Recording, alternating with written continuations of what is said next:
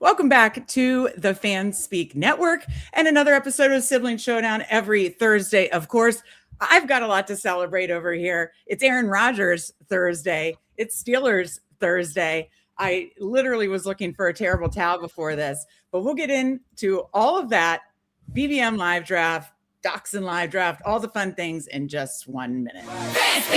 Fanspeak, where the plan runs deep. The team grind hard, don't eat, don't sleep. From best ball dreams to DFS streaks, they help you print money every single week. Fanspeak. No cap, no gimmicks, we breaking limits. NFL bets, yeah, we live this business. Meg and Steve, that OG vision. Draft room killers on a lifelong mission. We're stressed to the Sunday spread. Fanspeak's that voice that's inside your head. Best ball, DFS, NFL bets. They built it brick by brick, no regrets. Fanspeak team, printing money since day one. Fanspeak, forever. That's right, Steve. It is an Aaron Rodgers Thursday. Steve's drinking bourbon. I didn't get the champagne in time, but I am celebrating. First of all, of course, I'm sorry I'm late. As you can see, I have a new setup. I sometimes visit our parents. I sometimes visit our parents for an extended time. And I didn't want to keep taking over my mom and dad's office. So I decided to set up in my room. But right now I feel like a POW, like in an undisclosed location. I'm not. So I'm going to put a poll in chat. Do I get when I'm here? Because I'm going to be here a lot in May because Rudy has his neuter surgery next week. And of course, the 24-hour live stream. Going to be here a lot in August, a lot here and around the holidays. What do I put up behind here so I don't look like I'm in some weird undisclosed location? I'm going to put a poll in chat. Is it Cam Scatterboot shirt? Is it a terrible towel, which I'll get to that story in a minute? Or is it something Jordan Spieth? I will put that in chat in a minute. But Steve, Aaron Rodgers, looks like he's getting a deal done this weekend. I have 45%. I've been drafting I have 50% Pat Freiermuth. I've been drafting Steelers at an alarming rate, and I'm so excited. Still needs to play out on the field, of course. But are you excited too? I mean, I am. I obviously don't have those rates, but the Steelers all along have been just a ridiculously underpriced team. Not just Rodgers and Freiermuth, as you mentioned, but the running backs. Neither running back. I mean, unfortunately, they're flipped. Jalen Warren should be where Dowdle is, and vice versa. But they're fair price. Good pricing. DK Metcalf is in the mid 70s. Pittman is now in the hundreds. Like, what are we doing here for an offense that DK Metcalf would have crushed this last year, and that was with Arthur Smith's terrible offense, and that was with him getting suspended the last 2 weeks. So, and now we have the Mike McCarthy offense, which, by the way, when his quarterback's healthy, it's like a top 5 offense year after year after year. Yeah, exactly. So, I think it's just a tremendous value, particularly with like a lot of bad values out there. Like, say the Browns. The Browns have 2 guys generally taken before DK Metcalf. That's just insane. Hold on 1 second. I messed up a tweet. Can you keep talking? I was just going to say we're live, and I just put we're live and forgot to put the link. So the other big news that happened just a bit ago is Juwan Jennings signing with the Vikings. I think that's I did not see that when I was changing around this room up here. So I think that's an interesting landing spot. I think it's fine. I think it does hurt Addison a little bit just because in some 2 wide receiver sets, you are going to want to have Jennings out there for his blocking. Obviously, I don't think it hurts Justin Jefferson at all. Where Juwan Jennings was going, I think it's good value. I think he could still rise a little bit. I think it does cap Addison's ceiling a bit. Okay. But overall, I think it's really positive news for Kyler Murray. I think it's really positive news just for the Vikings as a whole. Their offense just to be better. This is one thing they were missing is a clear third wide receiver with Naylor leaving. I was going to say you're a Naylor bull, but you're saying with him leaving, they needed that third wide receiver. So, yeah. So where are you going to rank Jennings, and how far down will you drop down Addison? I might drop Addison like around, nothing too crazy, but I'll probably be moving Jennings up into like, I don't know, the 125, 130 range, somewhere in there. Where was he? I'm just trying. He's kind of going in the 150s. Somewhere. So you said you're going to move him to the 130s? Yeah, maybe as high as 125. Okay. I don't know that I feel that strong, but that's kind of an area where it's like all kind of, whatever. Let me say hi to chat, and then we will get back to the Steelers because I have to talk about it for another minute or two before we, of course, get into the live drafts. If you're coming in, of course, or whether you're watching this live or on replay, please hit that like button. We certainly appreciate. I'm just checking if I forgot to put my earrings in. I got them. If you're watching live or on replay, make sure you hit that like button. Make sure you're subscribed to the Fanspeak Network. We're now over 1,000 subs and doing a 24-hour live stream a week from tomorrow. So Friday, May 15th at noon to Saturday, May 16th at noon. And let me tell you, Steve, I'm putting the schedule together and it is coming along. I hope to release the schedule and start to put it out there tomorrow, this weekend. It will probably end up being Monday. But I am so excited. A lot of good guests, a lot of good live drafts. We got some games. We got, Tyler has already announced this. We can announce it. PPR Tyler versus Rickadoozle in Best Ball Jeopardy at 8 p.m. next Friday night in the 24-hour live stream. Does it get much better than that? We're leaning into all that. So you think you can tout beef. You versus PPR Tyler in college. Do you know more college? The guys were the colleges they go to. That is a strength of both of yours. So lots of fun coming next Friday to Saturday. Be sure to mark your calendars for that. It's going to be a time, I promise you. So we've been working hard at that. Make sure you're subscribed and locked in. And of course, link in the show description for a free link to our Discord. Of course, if you want to join, become a YouTube member, you get the cool emojis, and we do the team reviews, and you get 2 extra shows a week from us. And of course, a link to our Substack. Let me say hi to chat. Steve's face is way too happy for what's about to happen tonight. 52% Rodgers, 42% Rodgers, 100% chance Meg reminds us today. Yes, I am at 52% Friar. I'll be bringing over the new Best Ball overlays shortly, where you can just see it. It's about 45% Rodgers and 50% Friar Booth, and I couldn't be happier. Oh, it's JT's birthday. Big happy birthday to JT. 55 trips around the hot dot. I've never heard that. I like 50 drive around the sun, another trip around the sun, around the hot dot. I like that. Mike Early with the negative energy. Between Cam Scott and A-Rod, someone, I think it was Best Ball Q, said Meg knows ball, start the victory parade. Hey, it still has to play out on the field this season, right, Steve? But at least I feel good about where what my belly was telling me is, especially once that Pat McAfee interview with Mike McCarthy came out, it was like, this is inevitable. It seems inevitable. So hopefully everything gets signed and sealed this weekend to make me truly happy, but I am super, super happy. And I apologize for being late, but we are excited to draft with you guys tonight. We got Frank in here, King of Kings. He was on Whohame's channel, I believe, today, Steve. I know Steve and I are both working on a ton of deadlines that Bruni and Mike Robb have been helping. And let me tell you, it will be released hopefully in conjunction with the 24-hour live stream next Friday. So lots of gifts for you guys this next Friday, May 15th. Mark that calendar, because we've got something very, very special that I think you guys will really, really enjoy. We got that in here. RBs are king. Absolutely. You think a couple of house plants? Yeah, I do need to do the poll. We got DJ Quill in here. We got Go AZ Cards in here. What's up, you guys? Isn't Victory laughing the Steelers an oxymoron? That's hysterical. Aiden says, frustrating with the Addison bag, not a killer, but certainly doesn't help. Yeah, that's fair.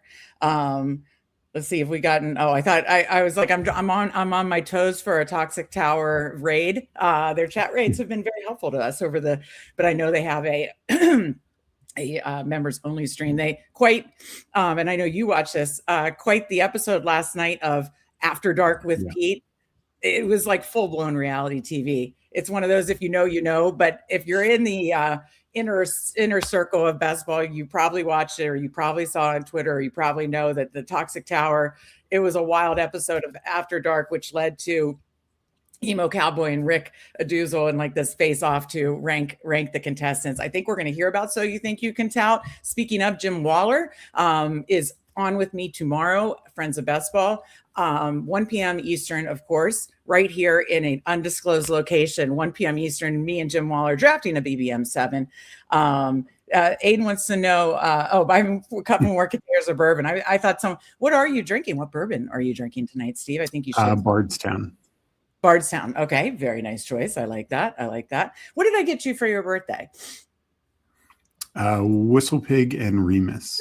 Pig. Oh, that was so good. Yeah. We got the Go Easy Cars doing the disbanded dot. You got to love that. We got Pat Fantasy Dog Pound. What's the prep for the 24-hour live stream? How much coffee? Well, I think it's just going to be a lot of liquids, Pat. It's going to be, Gatorade Zero. It's going to be water. It's going to be champagne, of course, to celebrate.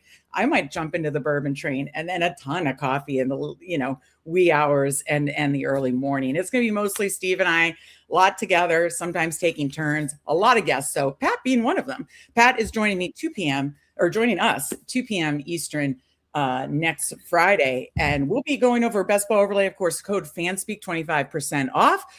We'll be going over the new version of it, but Pat's the authority, and I need to watch more of Pat's videos to make sure I'm taking advantage of everything it has to offer. So every episode we do from here on out, we'll probably dive deeper into what all you can do with Best Ball Overlay, but you will see it today. And I'm looking forward to Pat joining us next Friday in the 24-hour live stream. Who Ames, of course, will be on it. Let me just rattle off some confirmed, Steve. So I just said Peter Overzet may make an appearance. We're kind of waiting to see just some timing things. I believe Nez from Badge Bros, of course. I'm going to miss some. Justin Herzig from ETR. We just rattled off. Pat from Fantasy Dog Pound / Best Ball Overlay.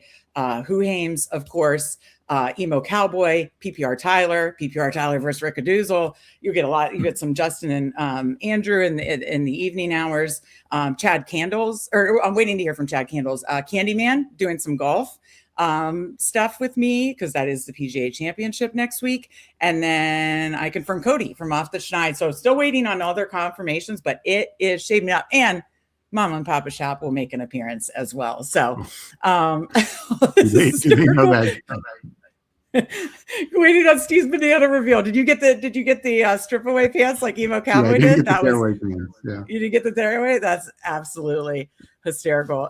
He says, Whistle Pig, all I got was a chocolate cake. Hey, chocolate cake sounds amazing. So I have to tell you guys what I was trying to get for the background or to celebrate the Aaron Rodgers news. So I don't know if you know this lore of the Schaub siblings. I'll make this quick, but our parents grew up in the Western PA area, were Steelers fans.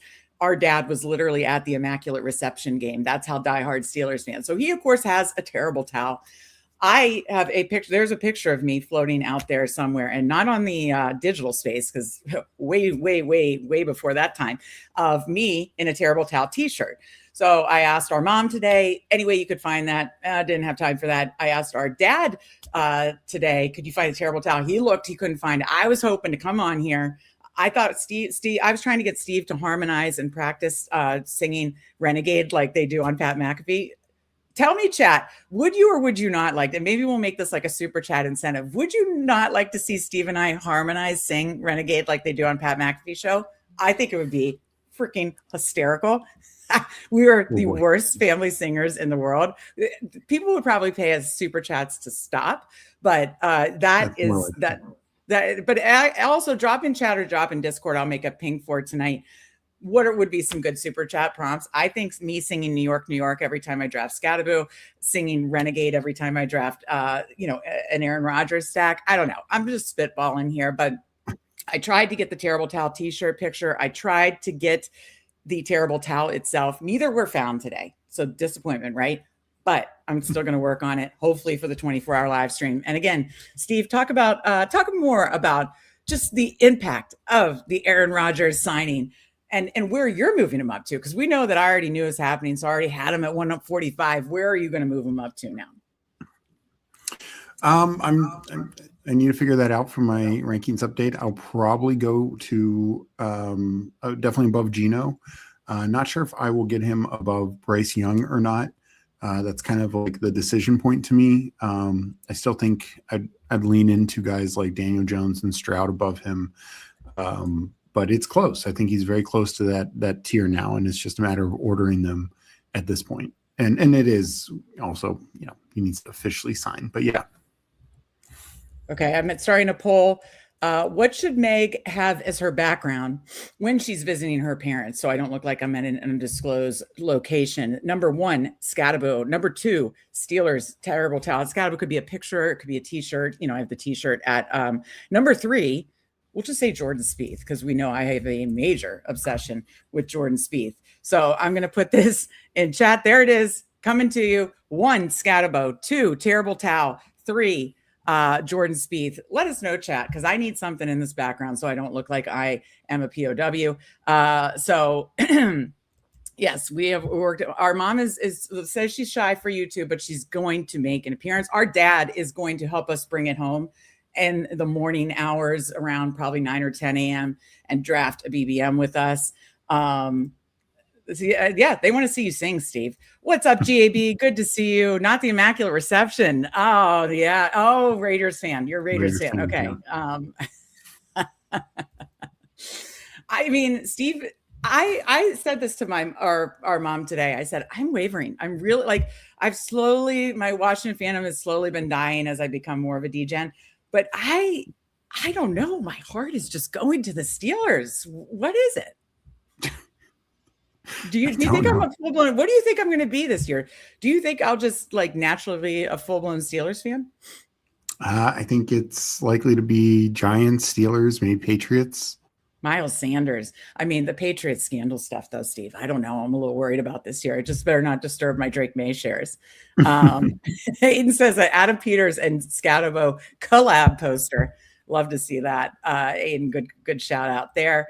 All right. Nobody's voting on the poll. Nobody's voting on the poll. Nobody wants to see any of these fun things because, again, we have some Yinzer ties to the Western PA area. I went to Indiana University of Pennsylvania outside of Pittsburgh. A lot of friends from there, but we used to go visit our grandparents up near Pittsburgh. So I don't know. I've just got some Yinzer stuff going on. Okay. DJ Quill's voting. Mike's voting. Scat. Okay, so we got 2 scats, Steve. That's good to see. Anyways, anything else to cover today, Steve, besides me just wanting to continue to victory lap? He didn't. He hasn't signed yet, so I can't. I know I can't celebrate till the ink's dry, GAB. But he apparently is on his way to Pittsburgh to. He's on his way to Pittsburgh to hopefully talk it out and get a deal done this weekend. Is the talk, Frank, the King of Kings, 1 hour away from IUP, a Western PA Yinzer. You love to see it. Okay, Missy says, Scat, 2, Kanye West, good to see you. He's voting for the Terrible Towel. 105. So this interactive poll thing now you can do. 1 is Scatabo, 2 is Steelers Terrible Towel, 3 is Jordan Spieth. Background, I'm not in Baltimore. I'm visiting my parents. And so when I'm visiting my parents, I decided to not take over their office. And I'm in this room that has no background. And so do I put a Scatabo background, a Terrible Towel background, number 2, or a Jordan Spieth background, number 3? Let's talk about your DK avatar, Steve. I have bugged Steve which, by the way, thank you for watching the DK show. I have bugged Steve for years to change it. When we were at the fanspeak.com website, now the Fanspeak DEGEN logo, I have it on FanDuel. I have it on DraftKings. Steve, the chat, please bully him. Make him change his DK. What if you take down a DK basketball tournament? What if you take down a DK golf tournament telling my wonderful picks? Don't you want, or obviously you've taken down DK contest in NFL season. Don't you want to show off the Fanspeak brand? Thank you, Go AZ Cards, for wheels up. I'm glad you were able to get a gift of sub. That's awesome. But answer the man, Steve. At some point we'll have to change it. Boring answer. You need to do it. Okay, more votes coming in. Love to see it. Yeah, that is as good as me giving Steve an opportunity. That's absolutely true. Yeah, Terrible Towel with Scatabo on it. Banana background. The banana thing with from Emo was absolutely legendary stuff. I'm agreeing. I think I'm leaning Scatabo. The chat is leaning Scatabo. I'm leaning Scatabo. I'm with you, Paulino. Thank you. That just jogged my memory. Okay. We're never going to be able to do a giveaway again if I can't find people. So, and we want to do giveaways next week. I cannot. I did the Boomer gift, Steve, from The Office. Where he's like, okay, Boomer, and he gets the guy out. I cannot find. Okay, so Bruni sent me the text and of the people that won the cards because of the likes during now called Best Ball Buttheads on Monday night. The cards were given out to 5 people: Blue Blood UNC, Go Easy Cards, who's in here, check. Paulino, who's in here, check. Peanut Punch, who I hope Jeff I saw in here earlier. Find me on Discord, link in the description, or find me on Twitter, Megs08DFS. Please say hello or just hello and email me your address, or if you're uncomfortable. But that's how Broody has to obviously get you the cards. So again, Blue Blood UNZ, this is like a call. I feel like this is like such an old school way of doing it. Okay, thank you, Paulino. Yeah, he's on Discord.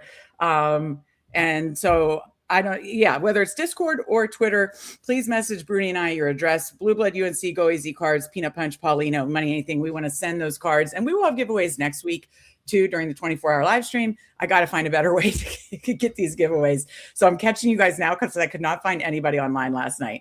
Yeah, I know, DJ Quell. Commanders weren't even an option, Steve. Our mom is probably so appalled if she's watching this, right? Ooh, Vegas selfie. That's true. That is true. Trying to run a business here. Absolutely. We have not done any drafts yet. I've just been going on and on about how happy I am with the hopefully news of Aaron Rodgers signing with the Steelers this weekend, but we are about to. Yeah, I guess I could put a Fanspeak background if I'm I swear I'm not a stalker. I'm trying to send gifts. Good thing Scadaby's not in the chat. Oh, that's true. Sweet Leaf, what year? I usually party. IUP grad as well. Fellow alumni. What are you, if you're comfortable, I'm comfortable telling you my year. I was a 2001 graduate of Indiana University of Pennsylvania. When did you graduate? Did we pass in the party streets in frat row in downtown? I was going to try to talk like a Yinzer today, Steve, but I won't make people suffer through that. All right, we're bringing over Underdog now, guys. It is time to get to the drafts. I think I was on a slow draft thing. I like Wheels Up's comment. Did I miss it? Oh, you did. I'm with Steve. I'm going to change now after this time. He should make a bit out of it. He should send a massive subscriber goal that must be reached. Oh, before you change your DK thing? Yeah. Okay. Wheels Up knows. Wheels Up knows. Wheels Up knows. It knows that you just don't change anything. Yeah. Sweet Leaf, love that you are a fellow. That would be absolutely hysterical if we were running around Indiana at the same time. We've got our friend W4 Omega in here. Good to see you, my friend. Notable alumni. I mean, one time I was in the magazine under a notes section. It wasn't anything very exciting. Okay. All right. As you can see, let me give you a quick little tour of a slow draft because this is clearly a slow draft. So this is a field general. You are seeing best ball overlay. So as you can see, you get the color coded, which I messed up some kind of updating stuff. Big shocker on that. Again, I'll get that worked out before tomorrow. And we're going to learn more from Pat to know every detail. But this has been honestly huge for us, especially 2 years ago when Steve and I had a ton of success. Just managing your portfolio, seeing the team correlations once the schedule's out, which it sounds like next Wednesday, I think, something next week, definitely.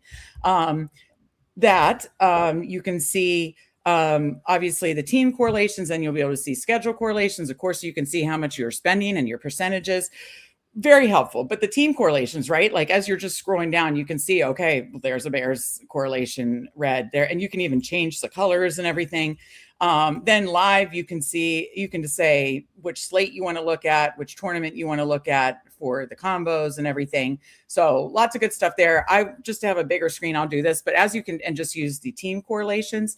But as you can see, feel free to ask me, but it's code Fanspeak, 25% off, just $30 a month. I highly recommend if you're doing any sort of volume. It is super, super helpful. So why don't I just go ahead and make this pick, Steve? 2 running backs, 2 quarterbacks.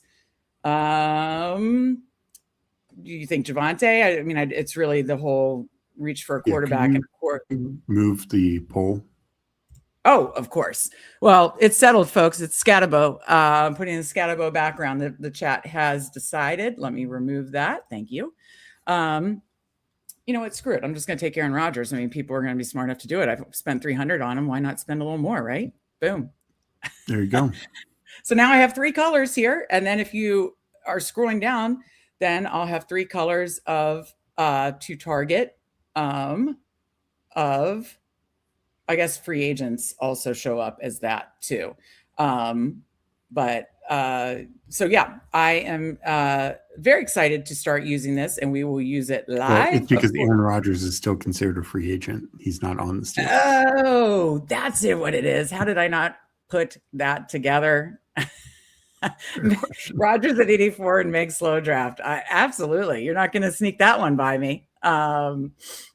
Okay. Thank you. I might need to put this in my notes. So shit, where did my pen go? Because this will go away after the live show. I am such a boomer, guys. I am such a boomer. Okay. So go AZ cards 51677. I mean, she's totally going to forget the underscore. I am going to forget the underscore. You are absolutely 100% correct. Okay, what's the goal? I'm getting something on Steve's background. I mean, our main goal right now, and we're going to, Mike's helping us show this off because we have very special things that will be tied to our Fanspeak DEGEN Substack. And our Fanspeak DEGEN Substack, I think, is at 33 or 34 paid subscribers. Lots of free, 140 free, but like 33 paid. If we get to 100, we're going to do something special. And Steve will change his DK background. And then we'll make Steve put something in his background too, Mike. So 100, we're going to show that during the thing. It's going to be like a telethon during our 24-hour live stream. Yeah, that was a super flex slow that I did just now. Okay. That's right. It should just be heart emojis. It absolutely should just be heart emojis. I know. Don't worry. There's with Doxy, it's not like it's going to be public information. It's just so Bruni can send out these cards. Should have voted Tracy. Okay, let's get it started. First draft of the night, Steve. We're getting into the BBM streets. I'm just going to count it down from here. So, and hopefully it works. Let me do a little quick refresh before. And Steve, I have a new Ethernet cord. Is everything sounding good for me? It's sounding good. It is freezing up a little bit. Is it? Okay. Damn it. I don't know if chat's seen it as well, but on my end, I see it. Is it happening a lot or a little?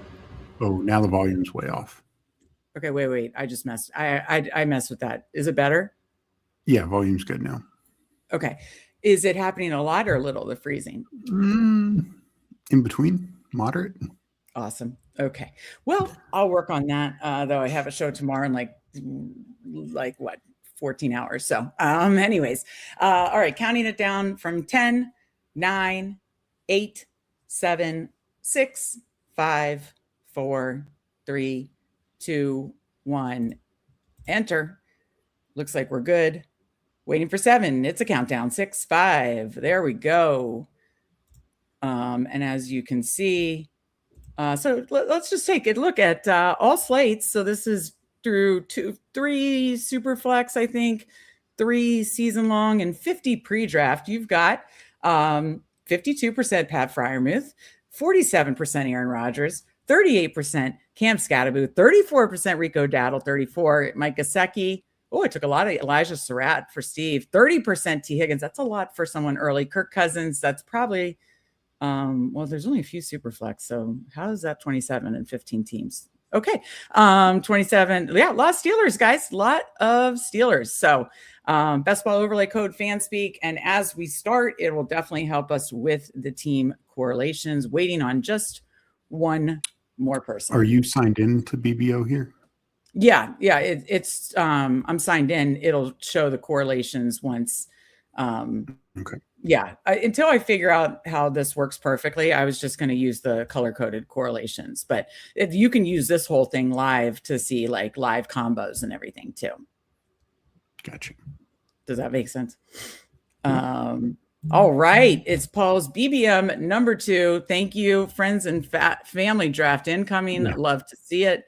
It's loading now. No, BBO or BBM is not filling much right now with all the other contests. Yeah. Well, and we always say, we saw the data. Okay, let's talk it out first. So we got Legion at 2, Young Mula at 3. Mick, he said I could call him Mick at 6. We are at 8. 1 real time. We got Thad at 10. And I think that's it. If I missed you, please let me know, but definitely friends and family. Indeed, Steve, we are at the 8 spot. So yeah, thank you guys very much for joining us. Yeah, you saw the whole, thing that Hope released and stuff like that. And it was kind of like evenly spread through the months but August was definitely the strongest, as far as yeah, no, I'm just saying like it. I think people right now understand time boxes are time boxes, so get them while they're hot. BBM is going to be there. That was good. BBM is going to be there all throughout. So, yeah, and definitely waiting for the schedule release, waiting for, more news, etc. Yeah, I think it's, I want to say it's supposed to be next Wednesday or Thursday is what I saw. The schedule. Yeah. Which is good. I mean, that'll give us a lot more than we can add in some like eliminator drafts and that kind of stuff. I know that's not our favorite contest, but at least gives us a little more variety, because I just think drafting eliminator, I stink at weekly winners, but drafting eliminator weekly winners before the schedule is tough. Oh, I agree. I agree. Like it's especially both, but especially an eliminator, the worst thing would be build this amazing team and then you got 6 buys week 5. Wait, I don't see the live percentages. Maybe I had to refresh. That's what I was asking. I don't know, Steve. I can see him here, but I will get this figured out by tomorrow. I promise. Pat is awesome, and I will get this figured out. I'm sure I did something wrong. I mean, JT again. What's that? Yeah, let's go JT. Let's go JT. We did that last time, but like when he falls to 8, that feels good. Yeah. All right. Okay, so Mike loves weekly winners. Thad loves weekly winners. What's up, Hartman? Good to see you, my friend. 202 a game. Bijan only 148 more to go. I love it. Yeah, and then of course Paulina was mentioning, kind of breaking ties with the playoff correlation in the schedule for sure. Wait, so can you see this sidebar on? No. So when I do that, you don't see the sidebar. Nope. That's just for me. Okay. All right. I'll talk to Pat. I will get this figured out. Perfect comment. Perfect comment by Mike. Seems closer than too quick. The funniest thing is I set up the room, like the undisclosed room, and then I worked so hard to like try to make sure all the tech things were like situated with both the new internet situation and BBO, and I will get it. BBO is really, truly so easy to use. So I will. Oh, there now I see the exposures. Do you see them? I do.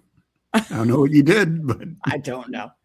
Okay, up at 17, Barkley, Henry, and this is by my ranks.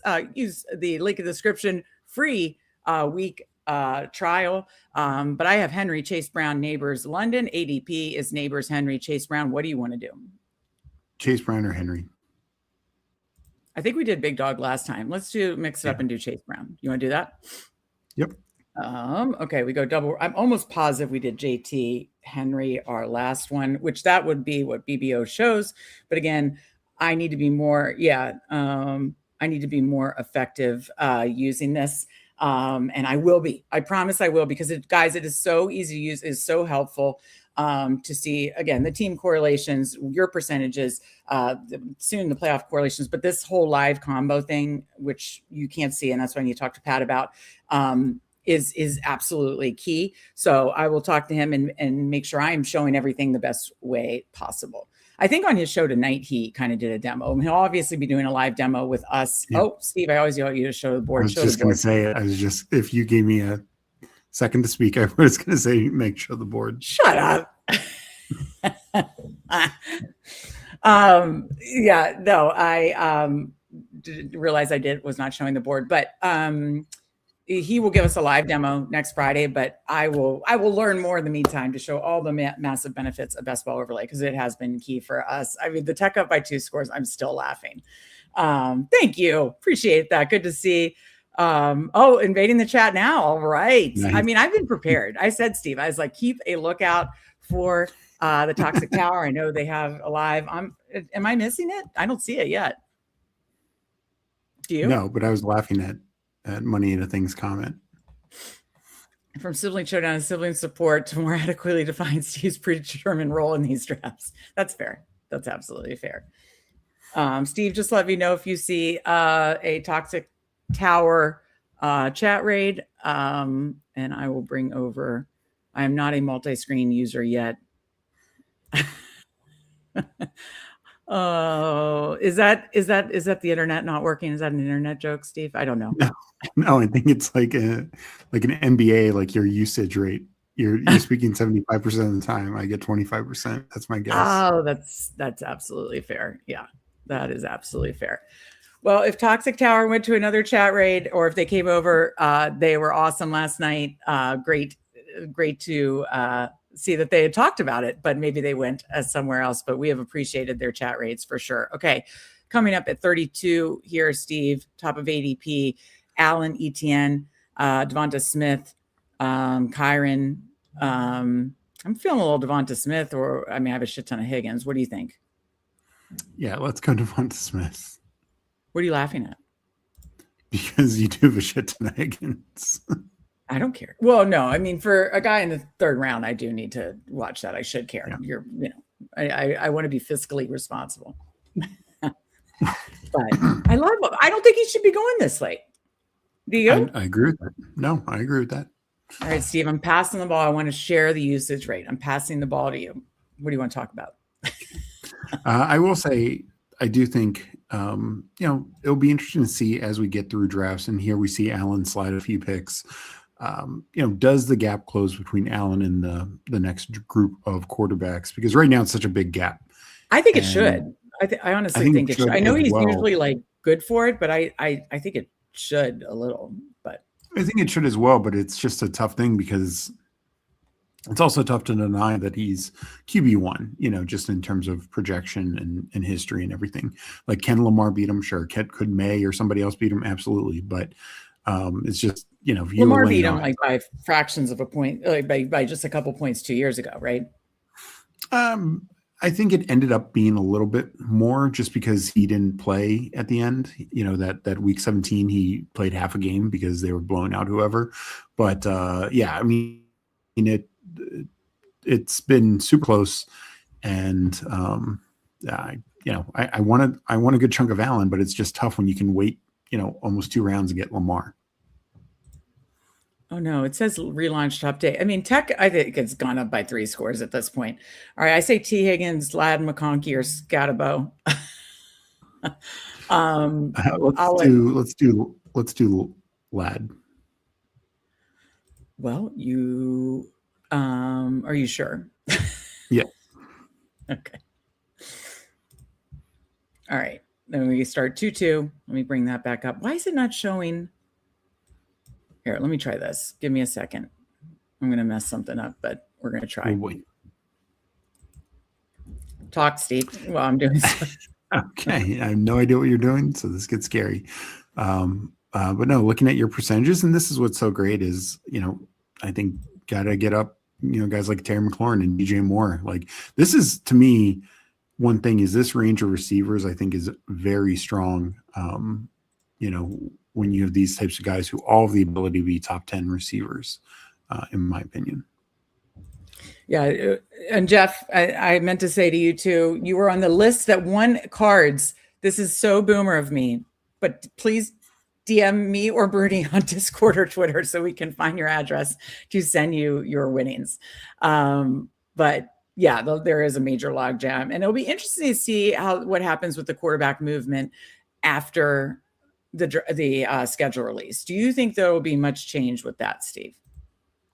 I think honestly, Rodgers helps the quarterback movement. I think you're going to see some of the guys I mentioned before, the Cam Wards, the Daniel Jones, CJ Strouds, fall a little bit, just because there is another viable option out there.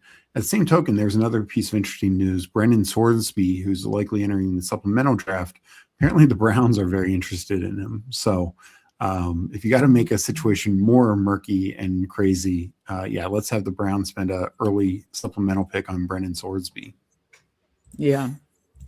Like all these receivers and Swift, we don't, well, actually, I haven't really taken much hurts, but I don't feel the need to do, that's way too early. So Evans, Devontae Adams, DeAndre Swift, or Rome, what are you thinking here? I think, to me, Evans is the fall, and we should take that. Okay, so yeah. Why is he falling this much? It's a fair question. I mean, I wouldn't be surprised if some people think the Dachshund Stribling thing, like, because he was taken so high. I don't Really? know where'd the board go? I'm doing this. Do you like it? Oh, so much. I don't know. I'll just I won't toggle back and forth for every pick, but we'll do this for a little bit. How about you both forgot the question was about the schedule? Wait, what was the question? Shit. Well, I don't know if there's a question in chat, but the quarterback, does the schedule change it? I don't think the schedule does. I do think the Rodgers and just quarterback news in general, like if we hear Jacoby Brissett is actually signing and playing football, and being the Cardinals quarterback, that helps. There was a rumor the other day, Hartman mentioned Russell Wilson could go to the Jets. That hurts Geno Smith. His Russell Wilson's doing TV. There was a report the other day Hartman mentioned in my chat saying that Russ is basically debating between an offer from the Jets and TV gig. Okay. All right. All right. Let me just switch back to this other view because then I can't toggle. Sorry. Let's just do this. And then it was just cutting off the side. I mean, I think Tech is up by 3 scores, Mike. Okay. We're up at 65. We don't have Hurts so just went. Damn. Okay, that's. I said Hurts just went. What do you want to do? 7 seconds. Take Brian Thomas. I mean, by my rank, we would take not Brian Thomas, but that's okay. We're now at 0-4. We are in a range of so yes, Hurts went Purdy's a little bit later. Let's see. So I'm just queuing quarterbacks to keep an eye on or deciding if you wanted to reach for them there. We have stacks with these two. And obviously Purdy a little bit later. We're coming back up at 80 and 89. Wow. Yeah. So, let's see. Jeff says, if you add Alvin Kamara and Rodgers to this team with Mike Evans, it would make my old self feel young again. I'm pretty into that. Challenge accepted. You know what? You can always come back from a 28-3 as the Patriots showed. You're right. And Tech is probably up 28-3, but I'm going to find a way. I'm going to find a way. Excuse me. All right. So yeah, we'll be back up at 80 and 89.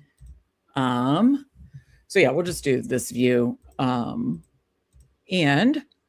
let's see what other folks in chat are doing, Steve. So Legion starts. Ooh, robust Legion. I like it. He starts Bijan, Love, Jacobs, and Scatabo. Be still my heart. My God, is that a beauty? Then goes 3 receivers. I can't wait to see how he lands this plane, but I like it. In the opposite fashion, we got young Mula going 1-1-4-1, a little receiver heavy, and see how he lands the plane, catching up at running back. Mick goes 0-2-3-1, similar to us. We're 0-2-4. One real time, 1-2-3. So definitely more balanced. And we're coming back up in a couple here. But young Mula got the Caleb Loveland Burden stack. So that is super fun for sure. All right. So at 80, we could take one of these quarterbacks would be my recommendation, though I do like both these running backs as well. So I'll let you decide what you want to do here. I think we take a running back. I'm fine with either one. We will get, I think one of those quarterbacks will come back to us at 88. Are you sure? Yeah. The guy behind us has 3 quarterbacks. I'm hoping he's not taking any more. That's 2 of the picks. Oh, good point. Okay. Yeah. So that leaves Thad and like 1 or 2 others. Okay. Got it. Okay. So we're now at 0-3-4. I felt that did feel good to get a running back. Hopefully.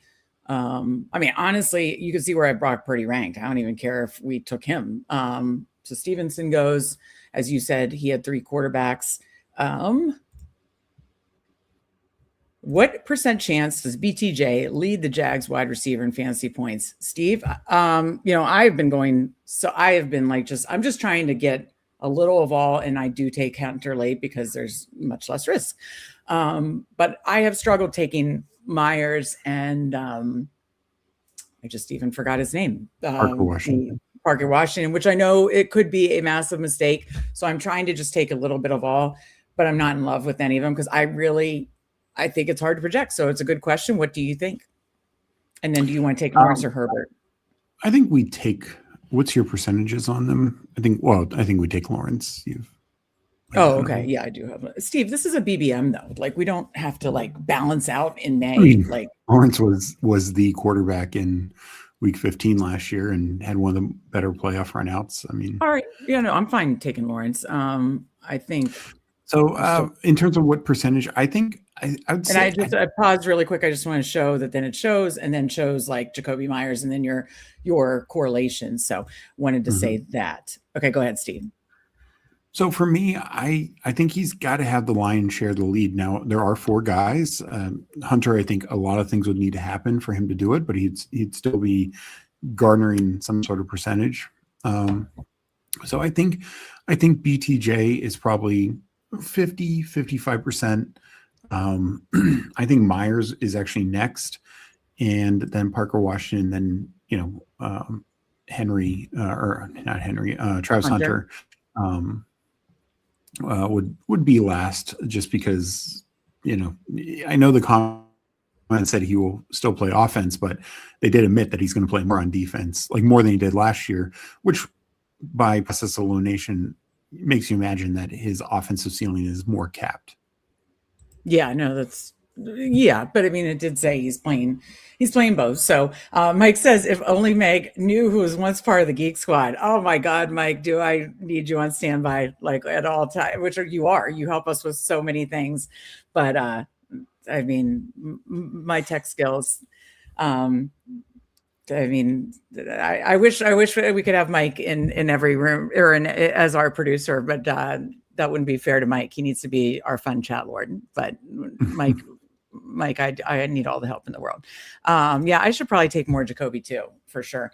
Maybe 9 is on auto with 3 QBs. Let's check that out. We got our Mike. I see it in here. Good to see you. See a Taylor Heineke retiring means we don't have to wonder how to spell the last name anymore. I love him. That's a win. Yeah, I always loved him too. He was just a fun little just such a gritty, fun player to watch. I always loved him too, Sia. But great to see you, Sia. Sia, I was going to reach out to you. We're doing a 24-hour live stream to celebrate 1K subs next Friday to Saturday. I was going to see if you had any interest coming on Saturday morning while I'm on the massive struggle bus to just talk any PGA championship bets for Saturday, moving day. But I'll be messaging you. But great to see you, Sia, in here. Sia's the best in his content on, of course, Sportsline and Fantasy Football Today, which I obviously do with him. But on Sportsline, Early Edge is awesome. Early Wedge, I watch that every Tuesday night to get ready for the golf. Today felt weird, Steve. Just felt weird. But it's a no-cut signature event, so 3 more days.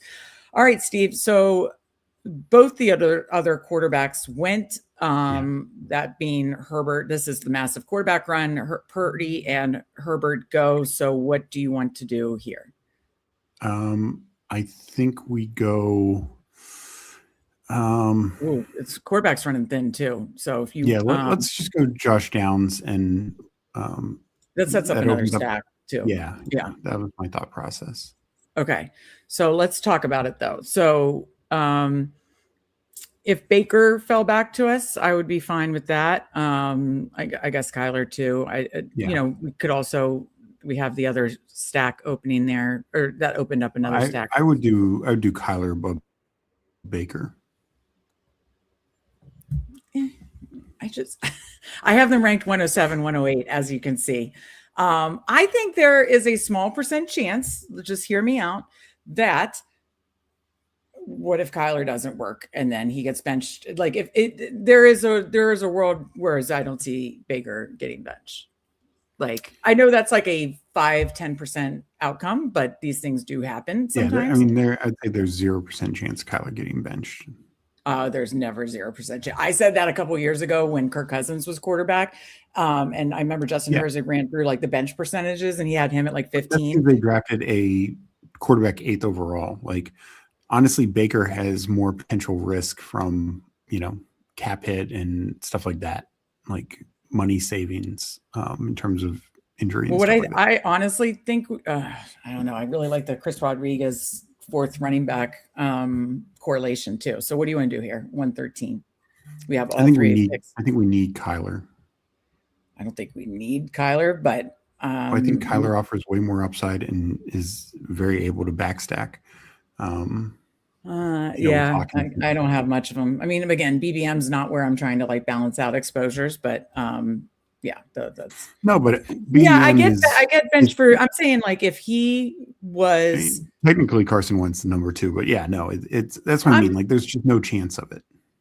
Yeah, just to answer JT's question, I'm saying like, say Kyler fails, say the season is lost, and it's like the whole like let's give JJ 2 or 3 more games reps in the fantasy playoffs. That's what I was saying. But Kirk was coming off a terrible injury. Actually, he was playing better. Remember those games against the Bucs? Then he got injured in I think like a game against the Saints. It was on the quarterback documentary, Quarterback 2 or 3 or whatever. I love it, but he got hurt. And that's where it went on. Like he kind of came back from the whole Achilles, like he started slow, but then was like really getting into a groove. And then just wheels came off the wagon after he got injured. Let me catch up with chat really quick. But the thing with Kyler is, like early bench would be to Carson Wentz, like if they're still in it. But I don't think that's viable. Yeah. And the whole JJ McCarthy thing, this team won 9 games last year. Like they are not likely to be out of it. They're just too good of a team, too good of a coaching staff, not just Kevin O'Connell, but Brian Flores is, one of the best in the biz. So it'd be so shocking for them to be like a 3-12 team and they're playing, JJ McCarthy the last couple of weeks for no reason. Absolutely. It makes sense. Okay. So a couple quick things before we come back up.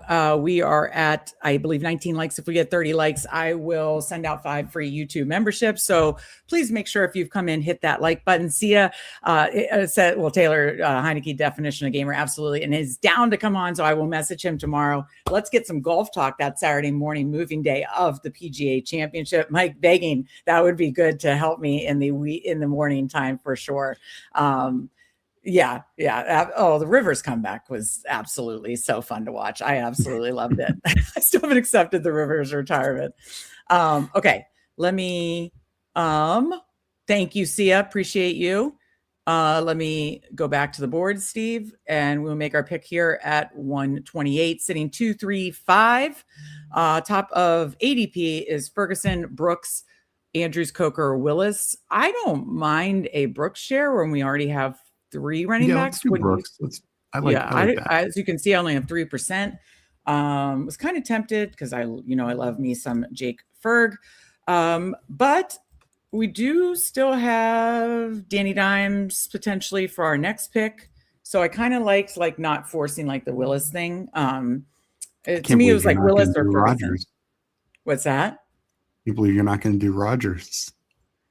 I mean, where I have him ranked. Let's see. My rank.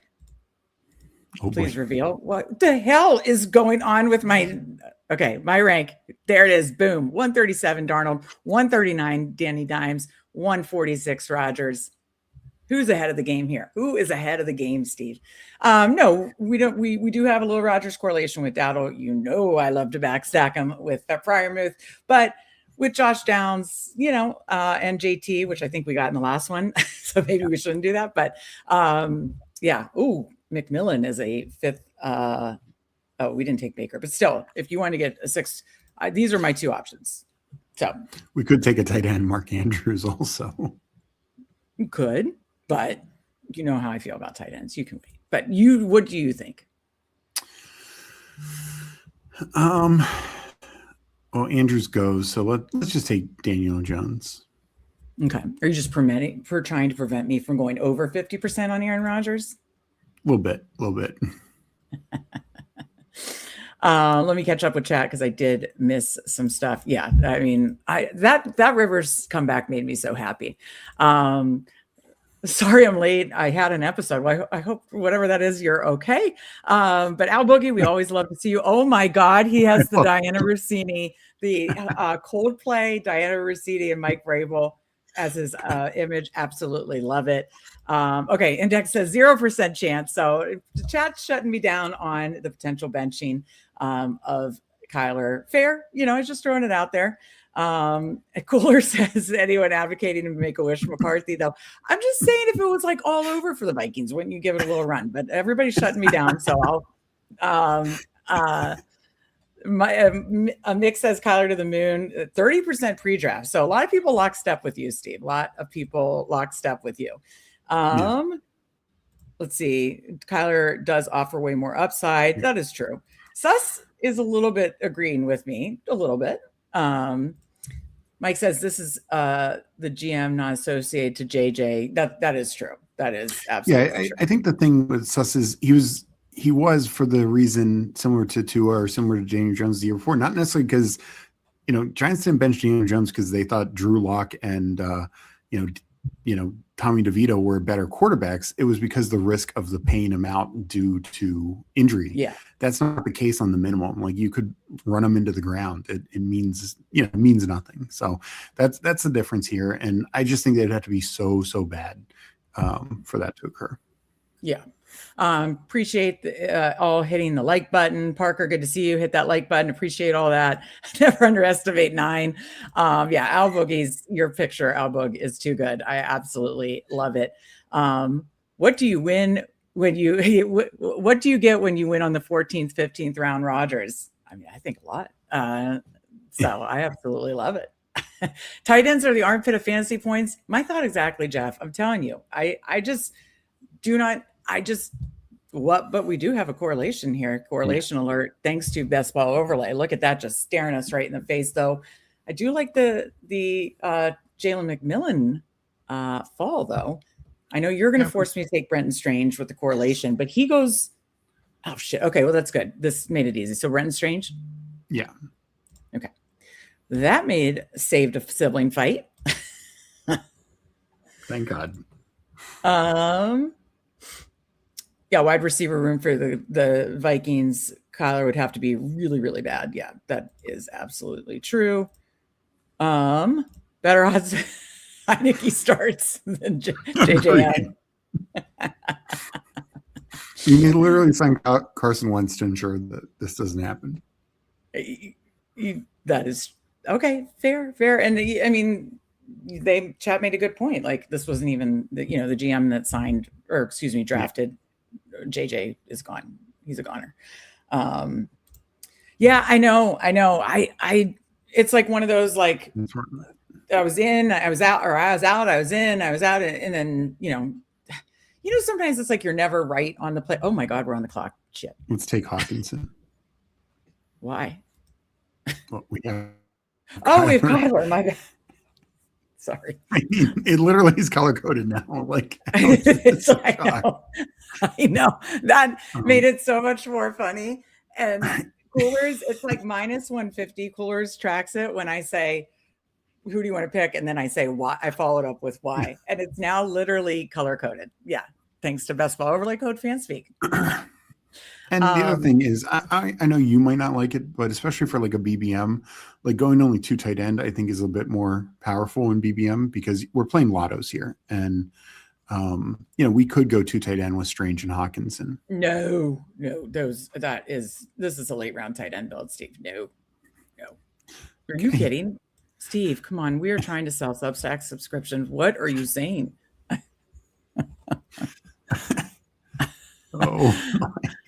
JT, I have never been truly a Kyler girl, and that probably is a mistake. So, okay, Coolers is coming at me here. I love you, Coolers, but he says, I hate to be that guy, but no one's concerned about a 43-year quarterback who could have bench rest if Pitt only has 6 or 7 wins near the end. First of all, Coolers, let's not rain on my parade today. I literally was looking for my dad's terrible towel from the 1960s and 70s. But no, I don't think listen, I understand that was different coach, right? Like, they never were like a 6-win team, no matter what their situation was. I understand they're in a tough division outside of the Browns, so I know it could happen. But I guess I'm just so bullish on McCarthy as a coach. Them adding the weapons they did. Rodgers, I thought looked great, all year, and in an anemic Arthur Smith offense. So that's why I'm so bullish. He's not coming back to get embarrassed in his last year. And I think honestly, even if it were to be that case, which I think a lot of other things would have to break for it to happen, I think the Steelers have one of the better rosters out there. To be honest, like they're very deep on offense, pretty deep on defense. And oh my God, Aaron Rodgers comes back to 176. Do we just do a 4-quarterback build? No. Even if they were 6 or 7 win team, I don't think this would be a swan song. So I think they'd give him the, let's just ride it out sort of mentality. Oh shit. I was sorting by ADP. It's Emmett Johnson. I don't mind Katron Allen either. I queued up those 3. Receiver. I would do Denzel Boston. Denzel Boston's such a fall. All right. I just hate to be tied to the Browns, but that's not fair. I need to keep up my Pat Freiermuth shares. Now the news is official.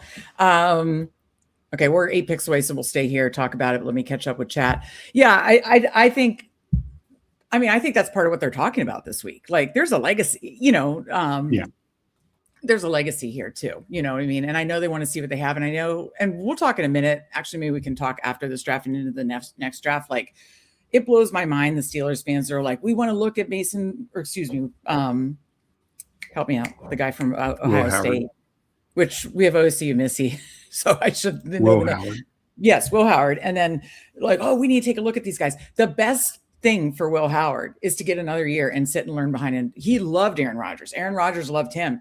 The best thing is to give him the Aaron Rodgers treatment and give him one more year at the minimum to give a shout. That's the best. I do not get the Steelers fans and even Steelers beat reporters, which you know how I feel about beat reporters. But I think that's so odd to me that people say that constantly. Okay. Do you want to go Emmett Johnson or Katron Allen here? I think we need a 5th running back. I think with the double anchor, this could be it. So I think we just get it done. Go Katron. Okay, I like that. Okay, so we are at 3, 5, 6, 2. We're done at quarterback, done at running back. I think we tack on one of each, one receiver, one tight end, kind of balance the way we like it. I think that makes a ton of sense. But yeah, I think that's part of what they're talking about this weekend is like, obviously they've been talking about the offense and all these things. They're hopefully getting a deal done, but I think it's also part of that legacy and like kind of taking care of each other and, those kind of things too, is probably what if you want to take a wide receiver 3, yeah, Fournier and Kirk are both good options. Absolutely. And tight ends do get injured a lot. I am with you there, Jeff. That's another reason I got burned on some 2 tight end bills last year, just with that. Yeah. I don't know if JT was saying Boston's going to be the wide receiver 3. Maybe to start the year, but I don't see it at the end of the year.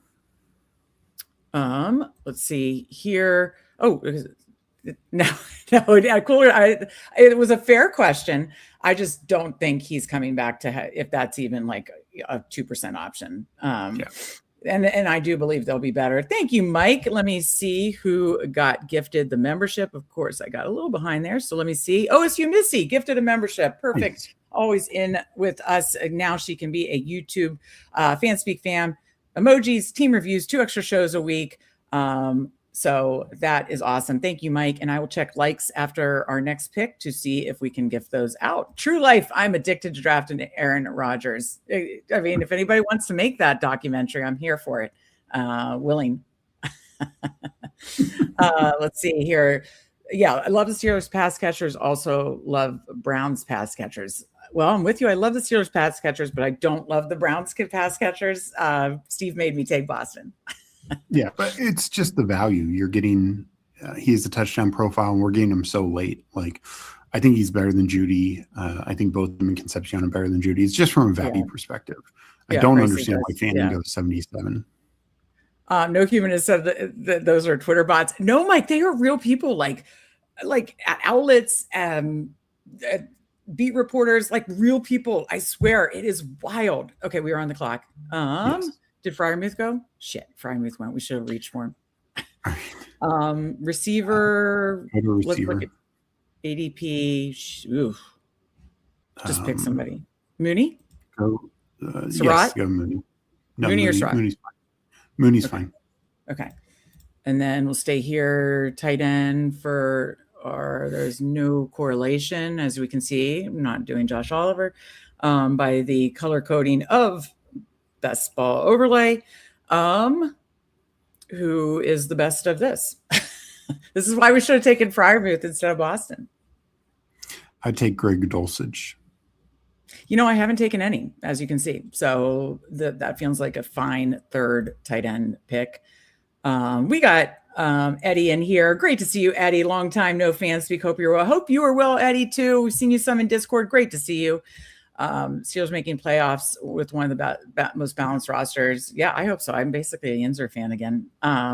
Will Howard looks like Josh Allen and won a natty. How can he not be a star? I do think you thought his arm strength needed a little more. He doesn't have the Josh Allen arm strength, right? Yeah. I mean, Hartman's obviously, he does kind of look like Josh Allen, but he does. Yeah, but not on the field. Sus giving us some correlation. And we are up. Yeah, I have no idea why he was the Jags second round pick. Okay, Dulcich is a good pick here. Okay, perfect. And then we'll let it go and then do the team reviews for our YouTube members. Okay, Mike, you need like a scroll, right? Is that what you do? Right, Steve? I've seen you done it. Okay, So we'll scroll because we've got, Legion, Young Moolah, Mick. Well, I actually have YouTube members, probably Legion, Young Moolah. But let me do a scroll. And then we will review those teams. Am I doing it right, Steve? Yeah, I think you're doing it. And good. why I'm doing this, if you want to know, not only Missy got the membership, I will check if I'm gifting other memberships, but YouTube members, that took me a while to get out. Our YouTube families, Fanspeak fan members, not only the emojis, the team reviews, which we're about to do, 2 extra shows, Sunday Night Football with the Shoups, 2 extra shows per week. But also Mike runs so much cool stuff in the background behind the scenes for us in our Discord. He's run, a Super Bowl game, an NFL draft game, March Madness game, all these games, which by the way, we need to set up those live drafts. And now he's, as part of the YouTube membership, he's tracking all the Fanspeak live drafts and any YouTube members he's tracking. So we're going to have kind of like a leaderboard that we can show during the season to have a fun sweat together. And then we'll have prizes. So that is awesome. Thank you so much, Frank. We loved it. Absolutely love and appreciate the support. Dulcich without Willis, tier. Yeah, we did, Pat. He said, money thing, Jeff says, that was like a 30 pick fall in Denzel Boston. Yeah, absolutely. Steve was right. I know Steve was right on that for sure. Subscribe, people. Thank you, Barker. We appreciate you. Let me check, Steve, talk about anything in this draft. I'm going to check likes, and then we will look at our okay. So we just hit 35 likes. So incoming is, give me 1 second here. Incoming is of course I messed it up. Tech just went up again. I am giving out 5 more YouTube memberships, hopefully now. Let's see. And it goes to Flusty Duster, Devin, My Chan, BJH Blitz, Omega King. Love to see Omega King in here, and Cool Kev. You 5 have gotten Fanspeak YouTube memberships. Again, emojis, team reviews, a team game. Mike is tracking every single live draft, Fanspeak draft, and we will have a contest during the season and giveaways for winners of that. And of course, 2 extra shows per week for the Fanspeak fan members. So that was awesome to see that we hit that like goal. Thank you guys. All right, Steve, let's do team reviews. And then since we hit the like goal, we will do a Dachshund draft. Does that sound good to you? Because I did 3. What was it, 3 max or 4 max? 4 max. 4 max. I did 3 slows, so I saved 1, and we can do that. I thought it was going to maybe even going to fill faster. So, all right, we end up in this. Mini Golden slowed it down a bit. Yeah, because that's about filled. Yeah, So we go 3-5-7-3, pretty standard from us for the 8 spot. Trevor Lawrence, Kyler Murray, Danny Dimes, John, and you can now see the team correlation with Best Ball Overlay. Jonathan Taylor, Chase Brown, Rico Dowdle, Jonathan Brooks, Katron Allen, Devonta Smith, Ladd McConkey, Mike Evans, Brian Thomas Jr., Josh Downs, Denzel Boston, Darnell Mooney, Brendan Strange, TJ Hawkinson, and Greg Dulcich. This is pretty standard for me, not necessarily my go-to guys, as you can see, not my Scatabo Steelers, all that stuff. But as you can see, we stacked up all 3 of our quarterbacks. We have Lawrence with Strange and BTJ. We have Kyler with the Hawkinson, and when I said why, the classic why that FK Kohlers always makes fun of me, and Daniel Jones with JT and Downs. Everything stacked up. Feel good about the 3 quarterbacks we got. We did a double anchor, tacked on Rico, so I felt good about stopping at 5. Really solid receivers and a late round tight end build. So this is a typical build for us, and I like it. What do you think, Steve? Yeah, I mean, I think the quarterbacks are fine. I also like kind of just how we attacked it, like Trevor Lawrence. So good down the stretch. Kyler Murray, we know the fantasy upside and spike week potential he has. And Daniel Jones, he could start slow, but when he was healthy last year, their offense was one of the best in the league. So I think it turns into a very strong quarterback room without crazy investment. JT, Chase Brown, Rico feels really good. Jonathan Brooks and Katron Allen, I think are great 4 or 5. So I think our running back room is very strong. Also should fill the flex a fair amount of times. And the receiver room, I know some people will say we waited, but I think Devonta Smith, Ladd McConkey, who was it? Mike Evans, and BTJ and Downs. Like that's a good top 5, and then 2 late shots on Boston Mooney. Yeah. So I think that's good. And then tight end room, we waited and get Brenton Strange, TJ Hawkinson, who should be much better, a couple years removed from the injury, and an actual real quarterback again. And then Greg Dulcich, who has basically 0 competition for the pass catching role in Miami. Yeah, I do need to start drafting him more for sure. I do need to work. I've set up new internet with this setup, so I don't know if I did glitch out, but I was just trying to read the names. Yes, welcome to the subs. Legion, who we will go over his team as a member, is using the Scatabo emoji, just drafting an emoji team. Well, then that sounds perfect to me.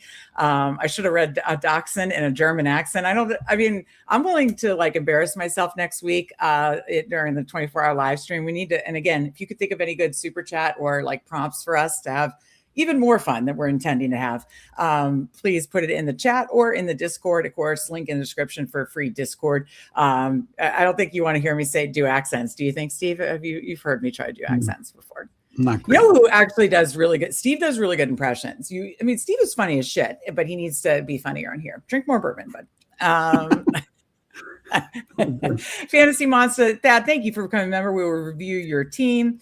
Great to see Omega in here. Absolutely. Okay, time to review some teams. Steve, let's hit it. Legion, he said he did an emoji team. What do we got? 3-4-8-3. That's right. Hyper fragile. Went heavy running back. Let's see if he landed it. He's got Aaron Rodgers. So far, yep. So Baker Mayfield, Sam Darnold, Aaron Rodgers, love it. Bijan, Jeremiah, love. Josh Jacobs, Cam Scatabo. I love this team already. I might do a bunch of 3-4-8-3s this year. Terry McLaurin, Alec Pierce, Jordan Addison, Jacoby Myers, Quentin Johnson, Khalil Shakir, Rashid Shaheed, Troy Franklin, AJ Barner, Kate Otten, Pat Fryermuth. Love this team. 10 out of 10. Absolutely love this team. This is the kind of stuff I like to do. And you did hyper fragile the exact way. This is what you do. You hammer 4 running backs out of the gate, or at least 4 out of 5 or something like that. You stop. You do no more. You catch up at receiver, as you can see, picks at 50, 71, 74, 95, 98. And I do think this is easier to accomplish on the turns too. I'll say that. Yeah, sure. And then he gets mid to late round quarterbacks, but still quarterbacks that I don't know. I'll have to ask Pat why the color is not showing up for this. I will figure all that out for tomorrow, and for next week, I will get this all figured out. But as you can see, he still was able to stack guys up, Baker and Kate Otten, Rodgers and Fryermuth.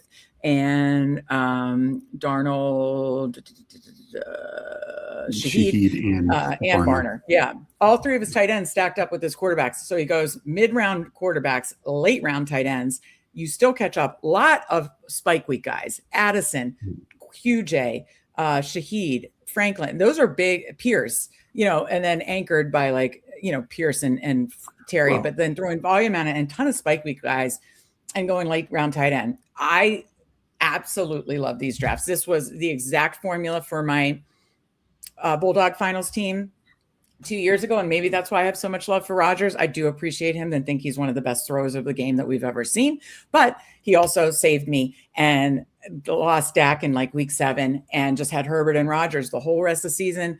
I had a hyper fragile running backs absolutely smashed and dominated, but I would not have made semifinals if not a 31-point performance from Rodgers in week 15 because Herbert was kind of low. I would have been tossed that week. Rodgers goes off for 31, and then I move on, and Herbert did well, and I finished 5th in the Bulldog, which is a small field, but I love this formula. This is exactly what I did in that. I'm sorry I talked about it so much. What do you think, Steve? After I went on. Yeah, no, the other thing I wanted to say is what the receiver room has done very intentionally with a balance of floor and ceiling guys. You have your Pierces and Addisons, but you also have your Jacoby Myers, your Khalil Shakirs, guys who can week in, week out get you 10 to 15 points. Some weeks they won't hit your lineup because Pierce got 25 and Addison got 20 and QJ got 20, that kind of thing. But and your flex should mainly be coming from that running back room as well. So you threw 8 receivers at a position where you need 3, and you pretty much balanced it out down the board. Like Terry is the alpha, and then everyone else kind of like, a spike week and a chaperone. I think it's a fun way to build it and a good, smart way to build it. I kind of mentioned the spike week receivers, but you said it perfectly of like that, that perfect balance, yin and yang to the floor and ceiling combos. And Paul says, wasn't expecting that response. Thank you. No, I love this team. Like, honestly, if you said you're only allowed to draft like 10 more teams the rest of basketball season, I would draft probably like 7 like this. Like, honestly, that would be my formula. I know you should like, diversify your build portfolios. Again, I remember Pat listening to an interview with Pat Carrane saying he really didn't like double anchor running back, but double anchor running back brought him home $2 million, $3 million, whatever it was in BBM 3 that year. So whether, I think diversify your builds, but like, again, if you told me you can only do 10 more basketball drafts all summer, I would literally do so. I absolutely love that. I think it's hitting the pockets at the perfect places, especially this year with running backs moving up and receivers moving down.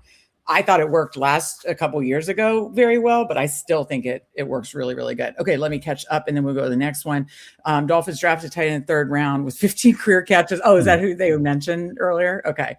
No, they're talking the Jags tight end, but the Dolphins tight end, he's a great blocker, maybe the best blocker in this class, him or Sam Roush, but he is not going to catch the ball. Okay, Hartman says we need a donation amount to take a shot of whiskey. Oh, I don't do shots well, but we could definitely do something with whiskey. We'll workshop that. I mean, would you do shots of whiskey? We would be passed out on the floor. I don't think I could do shots, but I'll do drinks of whiskey.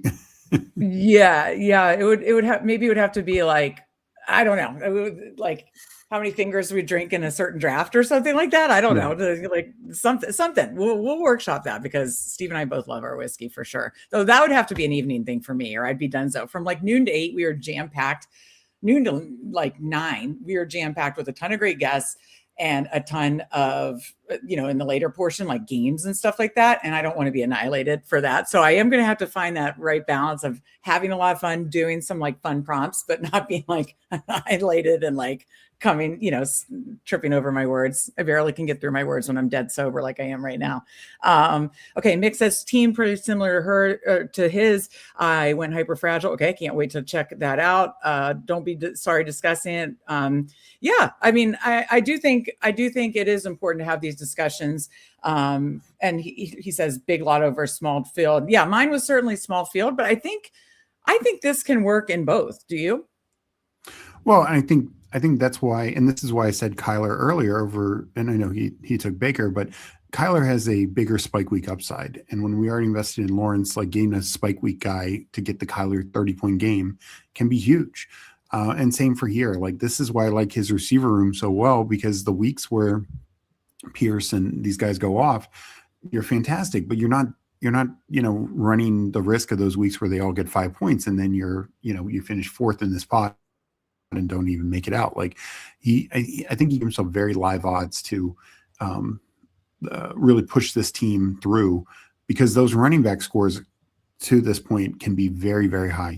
You've got 4 guys who can get 20 plus points at running back. Very few teams are going to be able to do that. Okay. Yeah, no, I agree. I was catching up with chat. Okay. Mike Robb says, I don't need a super chat for this. Let me see if I can do this. Steve, do you think I can do this? The answer is probably a hard no. Zero. Okay. Zero chance. Perfect pocket places. Perfect pocket places. Perfect pocket places. Perfect pocket places. Perfect pocket places. Wait, I did it. That's pretty good. Kind of slow. Was I supposed to do it faster? I think so. Yeah. Irish wristwatch. Oh, I know I can't do Irish wristwatch. No, Irish wrist watch. Yeah, it's impossible. Mayo said in that competition you should do practice with your tongue to enunciate. I think I need to do practice of that. I like in that movie Four Christmases. I loved in Swan. Red leather, yellow leather, red leather, yellow leather, red leather. Irish wristwatch. Irish wristwatch. Sounds like I'm drunk. I'm not. Dead sober. Just Gatorade Zero. Not sponsored. Whiskey sour mixed soda makes great shooters. That is an idea. Bourbon shooters. That is an idea. We're on to something. So former bartender can do whatever you want. Okay. You don't shoot whiskey, you sip it. Right. So you could do whatever you want. We could maybe do whiskey shooters. We got to think of some games for this. 8.7 on the effort, but 0.65 normal meg speed. Okay. Let me try it one more time at my normal meg speed. Perfect poppet places, perfect poppet places, perfect poppet places, perfect poppet places, perfect poppet places. Yeah. On my normal speed, there's no chance. So there it is. Look for all that and more. And we like in 8 days, seven days and a bunch of hours, starting noon, Friday, May 15th, 24-hour live stream. It's just going to be like, make me laugh, clown. Like, we're just, what else are we going to do? All right, we got more teams to review, Steve. Let's keep it moving. Yep. I was obsessed with Legion's team, but we got more teams to review. 3-7-6-2 from Young Mula in the 3 spot. And I know he went kind of more of a 0 RB build. So hit it with the volume and running back. Love to see that. Caleb, Tua, Shador. And then he started with Chuba, J.K. Dobbins, Jordan Mason, Rashad White, Jonah Coleman, Woody Marks, Mike Washington. Very well done to catch up at running back and throw volume. Anchored it with Chuba and Dobbins and then threw volume at it. But I like the kind of like how we talked about the receivers. I like kind of like the different types of running backs he mixed in as well. You got some pass catching backs. Yeah, go ahead. Handcuffing the Denver room because it's probably the same role. But if Dobbins goes down, which he has a history of doing, you still probably have Denver's lead back, short yardage back. Yeah. So, that's a good, and it's going to be the lead back. Like, Harvey. No, I like the way Young Mula did that, and just like the way he built out a 0 RB running back volume room. I like that a lot.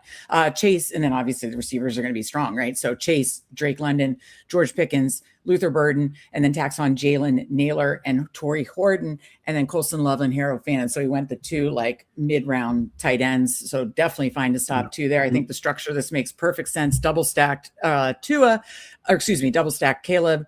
He has Tua and Drake London and Shador. Shador and Fannin. So correlated, did all the things. I mean, we know Young Mula knows what he's doing, but did all the things that, that you like to do, right? Like correlate, make sure the structure makes sense. So I think everything makes sense. If you're going to do a 0 RB in this right now, this is the exact way you need to do it. Great job, Young Mula. Any other thoughts, Steve, before we go to the next team? No, I think that covers it. Yeah.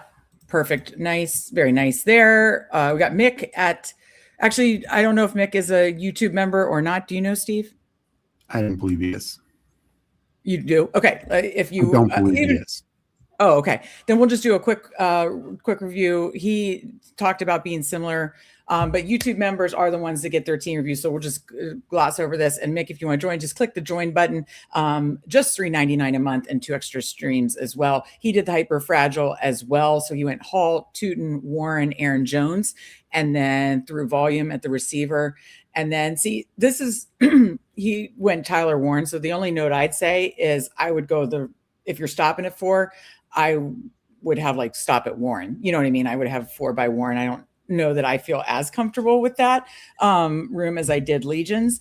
And it's because he went Tyler Warren, Justin Herbert, Patrick Mahomes. You know, I think it's you have to, if you're doing the early running back and stopping at 4. So that's not knocking on your team. It's just, I like Legion's version of a 4-3-4-8-3 better. It's not that this can't succeed. It's just I like it better going a little bit later on the quarterbacks and tight ends so that you can still hit the receivers, running backs hard. Do you have any other thoughts on that? Well, I think that just, you know, the tough thing with this hyperfragile is you took 3, you know, committee backs, and maybe they're the right ones.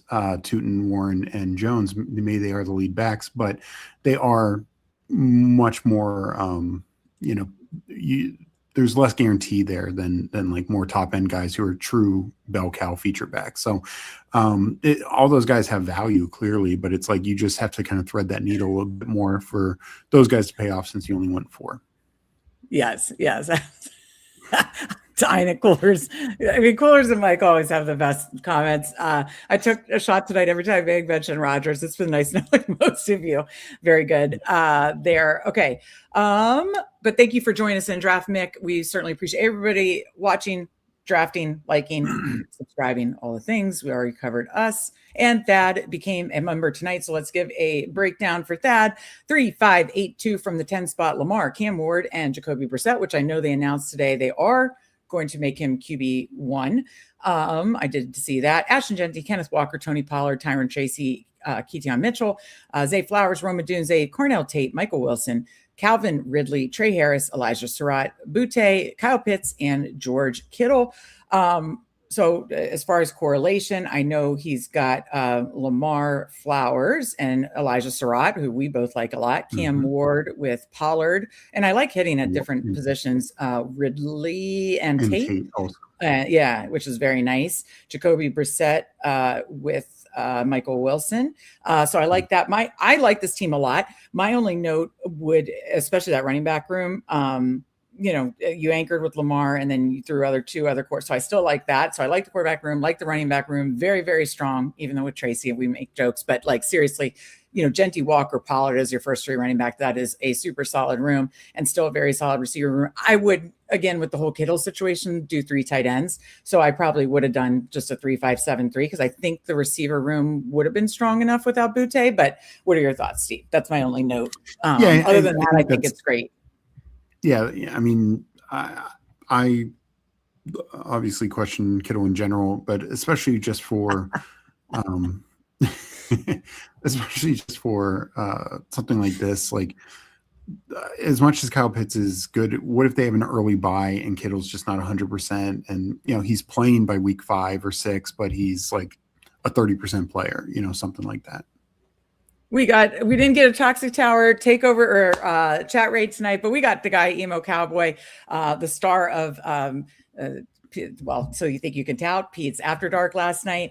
Be sure to check that out if you didn't, but good to see you. And thank you for reminding to smash the like. We also got Fantasy Football Garage, Candyman, another So You Think You Can Tout contestant, and both of these guys that I just mentioned are going to be joining us on the 24-hour live stream a week from tomorrow. Emo, I believe at 5 p.m. Eastern. I have to double check my chart. It's right here. Emo Cowboy at 6 p.m. Eastern and Candyman at midnight Eastern. We're going to do some golf stuff too, the Candyman and I. So absolutely love that. Sibling support draft complete. Absolutely love that. All right, let me make sure. We're not usually a drinking stream, but next Friday we will be celebrating, so we can mix in that. No, Steve's having a bourbon. We occasionally, have some drinks, but next Friday we got to celebrate, so we got to have some fun with that. Scotch is not. I absolutely hate Scotch. Steve, you kind of like Scotch, right? Yeah. It's not. I like bourbon a lot better, but yeah, exactly. Yeah, I would pour Scotch down the drain. Good to see you, Best Ball Cabal. Thank you for joining us. Fancy said, I almost said Candyman said, I drafted a Rodgers team tonight in your honor. Thank you. Appreciate it. We got Jordan Kramer and GM. Great to see you. Yes, a celeb in chat, citing absolutely. All right. Do we have any but anybody else in chat? No, anybody else? So did you want to rip one more of the Dachshund? Yeah, it sounds good. Okay, if anybody wants to join us, go easy, car. I have a 12-pack in the fridge next week. If you need a sub without a banana to the Candyman, to the email. I keep getting the names mixed up. Damn it! Lock it in. This is why I need to spread out the drink. Next Friday is going to be. It's going to be holy shit. Yeah. Okay, this is a type of S tier Scotch. Yeah, I've never liked the Scotch. But yeah, I'll have to break out my favorite. Oh no, my favorite champ or bubbles is Veuve, or the orange label Veuve, but I don't know if we could afford that. So I might do I love Mum's Napa. That's a decent one, only like a $20 price point. I don't know. I might go all out for the Veuve next week, but definitely gonna have to start with the champs, maybe mix in the bourbon later in the evening next Friday. It's all going to be it's literally going to be a marathon, not a sprint. I hope they bring back marathon, not a sprint. It's literally going to be a marathon, not a sprint next week. Right, Steve? Absolutely. All right. So what are you laughing at? Okay. All right. Dachshund. Love this contest. It's only 26% filled. Like you said, I think once the other one gets filled up, it will fill more. I love the advance rates. 2 out of 12, 1 out of 5, 1 out of 6 to a 156 seat final. So it's a larger final, but at least making the finals, you get $300. And then top prize $30K, pretty balanced. You got $3K to 10th. So I like this contest a lot. I've already have 3 slows in. So let's rip a fast together. I will count down if you want to join us in the Dachshund, counting down from 10, 9, 8, 7, 6, 5, 4, 3, 2, 1, enter. And looks like I was the last one. Oops. Hopefully I didn't mess anybody up. Let's see. We have Kramer. And we have Thad, and we have Hartman. And I think that's it. Yeah, so we're at the 1. Kramer at the 2. Thad at the 9 and Hartman at the 10. So good. I was afraid I did not time that well, but okay. Let us know if anyone else is in here, Oh God. Go Easy Card says, I'll chug a beer every time you draft Scatterboo next Friday or next weekend. Be gentle. We're going to need a wellness check there. I was going to say, we're going to need a wellness check on you, Charles. I'm worried for your health. Have somebody on standby. Have a lot of Gatorade Zeros and water next to you. Good Lord. Index, I'm sorry about the stream delay. Yeah. Sometimes that does get people there. All right, Steve, I do have Gibbs ranked first. I'm going to just balance out exposure. Where did the exposures go again? I'm on the clock, but let me just see. So I ended up with 10% Gibbs. And so you can see, you can type it in 7% Bijan. So do you want to go Bijan? Bijan. Yeah. Okay. Yeah. I mean, ultimately, what did I just do? Yep. Ultimately, I just want to balance out Gibbs and Bijan, but I do have Gibbs ranked 1. Okay, so away we go for a Dachshund. I do really like this contest. These are the kind of contests I do want to lean into. Let's see here. Jordan says, what are you celebrating? We hit 1K subs last month. So we are celebrating 1,000 YouTube subs. Very, very excited to hit that goal. We also will be tracking next week our Substack subs. We have a goal of reaching 100 this summer. But we want to get as many next week. And we have a special gift we are giving to all our Substack subs. And let me tell you, we will show it off next Friday during the stream. And hopefully moves the needle for a lot of people, because it, I think, is a absolutely amazing resource to have this best ball season. So that's all I'll say about it for now. But I look forward to kind of showing that off, and we will have a Substack goal too. But yeah, we are celebrating 1K subs, and so we're doing a 24-hour live stream Friday at noon to Saturday at noon next week. Steve, slow down on the scotch. You look like you're a Pitt fan now. You don't drink that much. He's like, or you know, it's bourbon tonight, and I forget what you're drinking tonight again. Bardstown, right? Yeah. Yep. Can Charles chug 30 beers in 24 hours? Find out live. That is so true. Yeah. What if Meg has an hour where she multi-tables? Oh my God. Oh my God. If we did a multi-table, Charles would not be good for Charles. So screwed. Yeah, no, that would not be good for Charles. Yeah, Steve got, well, it's my account. So we got the Influencer 101 today, or 1.1. One spot is perfect time to double tap the Rodgers Freiermuth. Wouldn't you agree? I do. I agree. I will say, I said at the turns that, you know, the turns I think are the easiest to accomplish what, you know, Legion, and I just said Nick. Is it, it's not Nick. It's, what's the name that was in the chat with us? Or was, what? Mick. Yes. Mick and Legion did with what? I said Mick, not Nick. Okay. That's what I said. God, we can't hear each other today. Mick and Legion did the hyperfragile. So if you want to go hyperfragile, you'll twist my arm, and I'll tell you what, you know, I would love to double tap a little Rodgers Freiermuth too. Rudy is coming in chat. Bark, where am I, lady? Bark, Jiffy Bark. He is with our parents. So my parents are watching him just to make it a little easier. He is having neuter surgery on Tuesday. So I'm hoping he's feeling better by Friday, but I feel like our parents are, because I'm visiting our parents. It's just so much easier to do it out here. I live in an apartment in Baltimore. So thought that would be a lot easier. And my parents are so sweet to help me when I'm on shows and stuff. But I do need to get him used to shows when I'm here visiting them. But yeah, Rudy, you rang.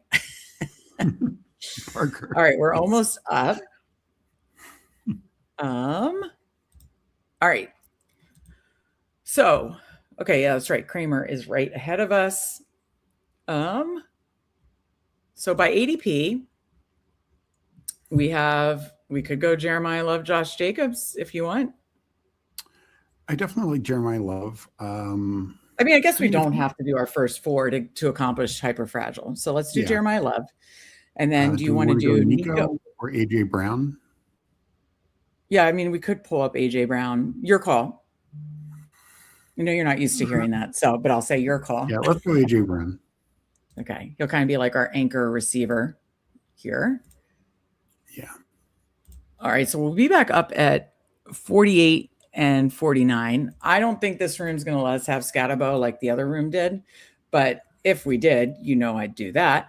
Yeah, Javante's not going to fall. Damn, we might not be able to accomplish the old. Okay, by ADP, who goes in the 40s? I don't feel comfortable. I wouldn't do a hyperfragile with Travion Henderson. I think that needs to be a 5 running back build with him. I mean, I could do it with like Scatabo and Monty, or Scatabo and Judkins.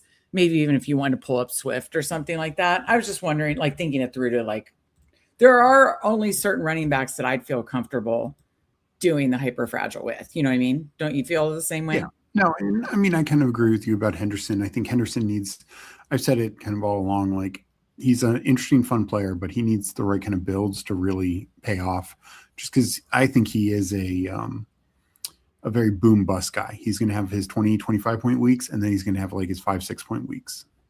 Yeah. Yeah.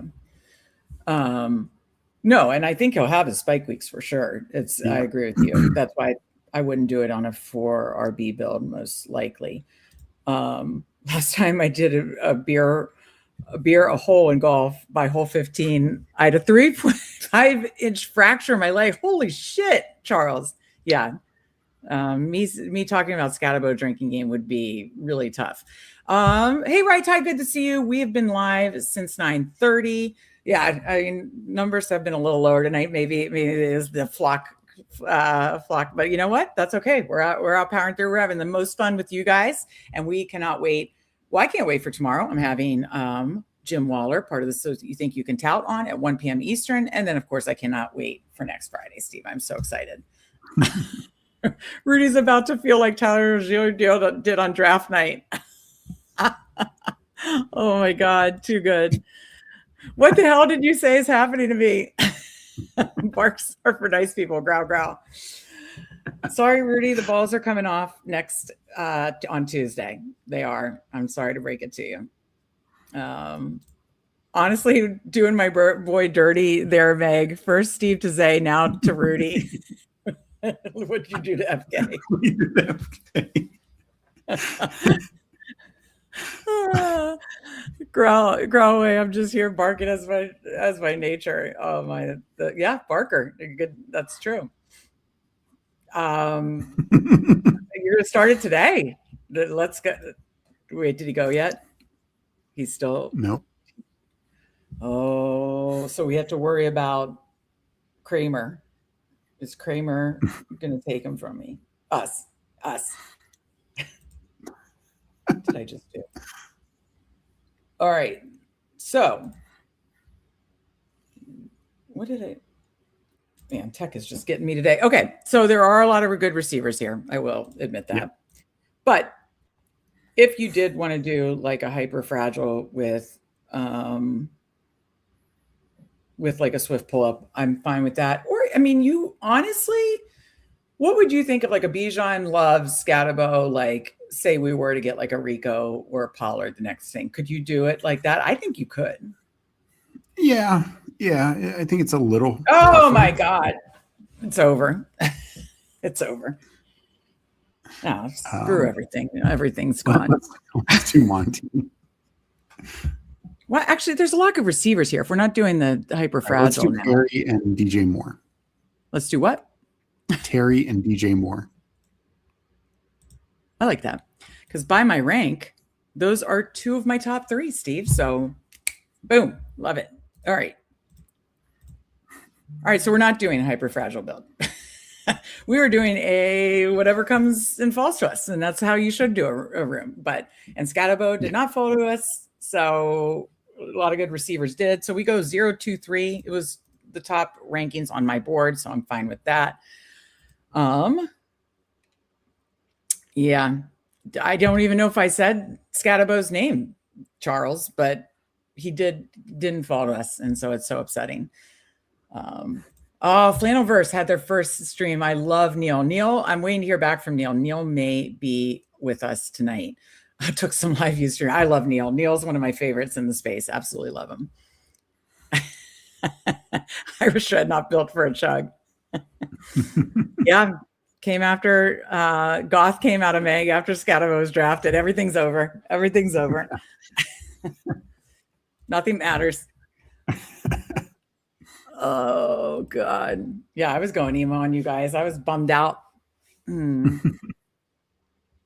Steve, can we get a prompt next week for you to do? Can you tease them with some of your good impressions? I feel like that should be a prompt. No, they don't want that. Yes. What the chat doesn't understand. You are so fun. Like Steve is literally one of the funniest people I know. But you know, he's so serious during these drafts. I mean, you can do a good Tony Romo. You can do a decent Trump. I will say PPR Tyler's Trump is better than yours, but you can do a pretty good Trump. That hurt. His Trump is pretty good. I mean, have you heard his Trump? You've heard his Trump. It's good. Yeah. You do a good Tony Romo. You do a good Trump. Who are your other good ones? You do a pretty good Yinzer accent downtown. Yeah. What else? What else would you say is some of your better ones?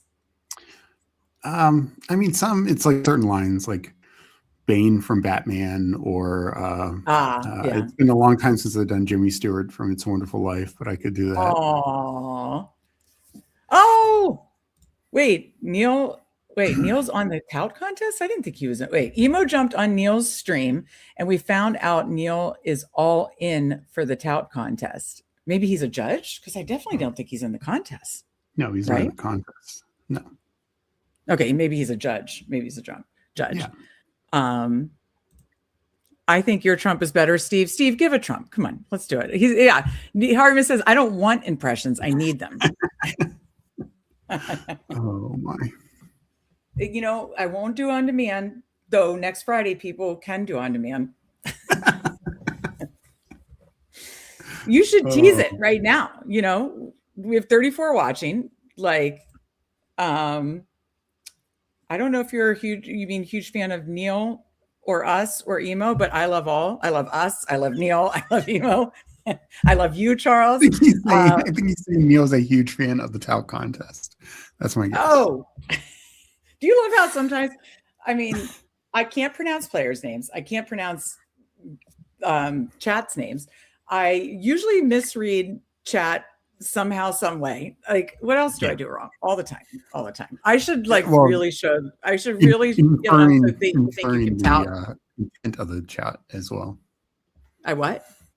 Inferring the intent of the chat sometimes. Yeah. Oh yeah. I don't nail that at all. Oh, look at this. Trump. How much for a Steve impression of Meg? Come on, Steve. I turned off the lights. That's my Rodgers impression. Oh no, Charles, this hurts. Best Scatterbo impression, limp off the stream. Oh, that hurts. That hurts. Okay. We're up in 2, 1, 2, whatever. Okay, my rank. We have AJ Brown if you want to go May, since we're not doing the whole. I think we go May and Ramondre. Let's put out a full Patriots potential stack. I like it. Oh, May goes. Oh Kramer my God, Kramer, you're so sharp. Damn it. I got so excited. Do we have any steal? No, that's all right.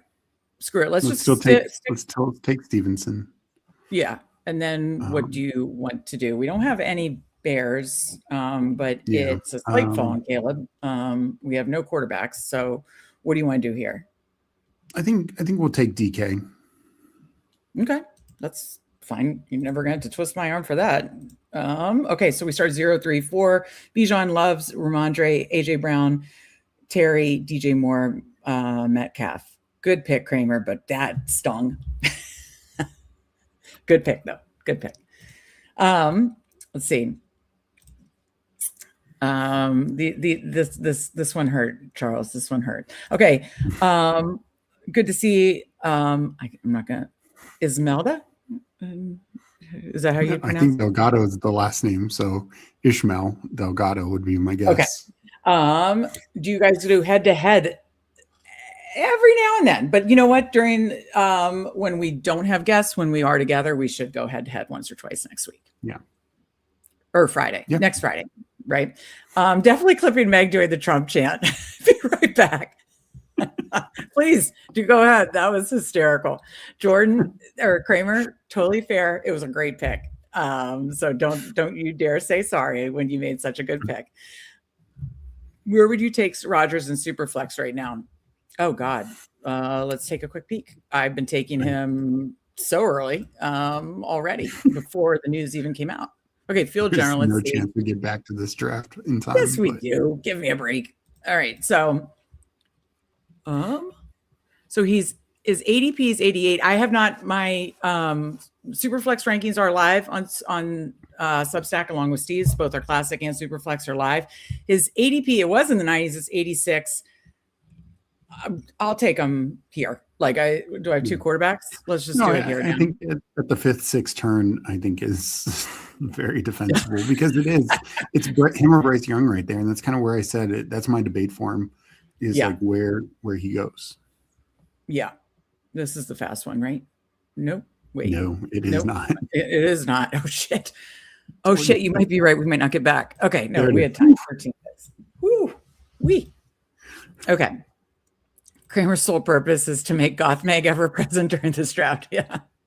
Oh, he was going to stack Stevenson, and then we took him. That was not intentional, obviously. I am more on taking the discount on Pittman too. I don't think you're wrong. I want both. I'm all in on the Steelers being a top 10 offense this year. So you know what? I need to show the board. I yell at Steve all the time, show the board, show the board, show the board, Meg. Here we go. So it's not that I still have DK ranked higher, but I agree with, and I think it was Alex Cups who was on Friends of Best Ball with me last week, said, I don't get why they're so far apart. And I agree with that. So it's kind of like, I still have DK ranked higher, but I've hit Pittman ranked way higher than I have DK ranked from his. So like I have them ranked closer together is the answer. So I want both. But I agree with you that it doesn't make sense that Pittman is ranked so low, and probably price considered, he's the better pay. Oh my God. The Trump and Vegas Meg. The Vegas Meg tag is going to live on,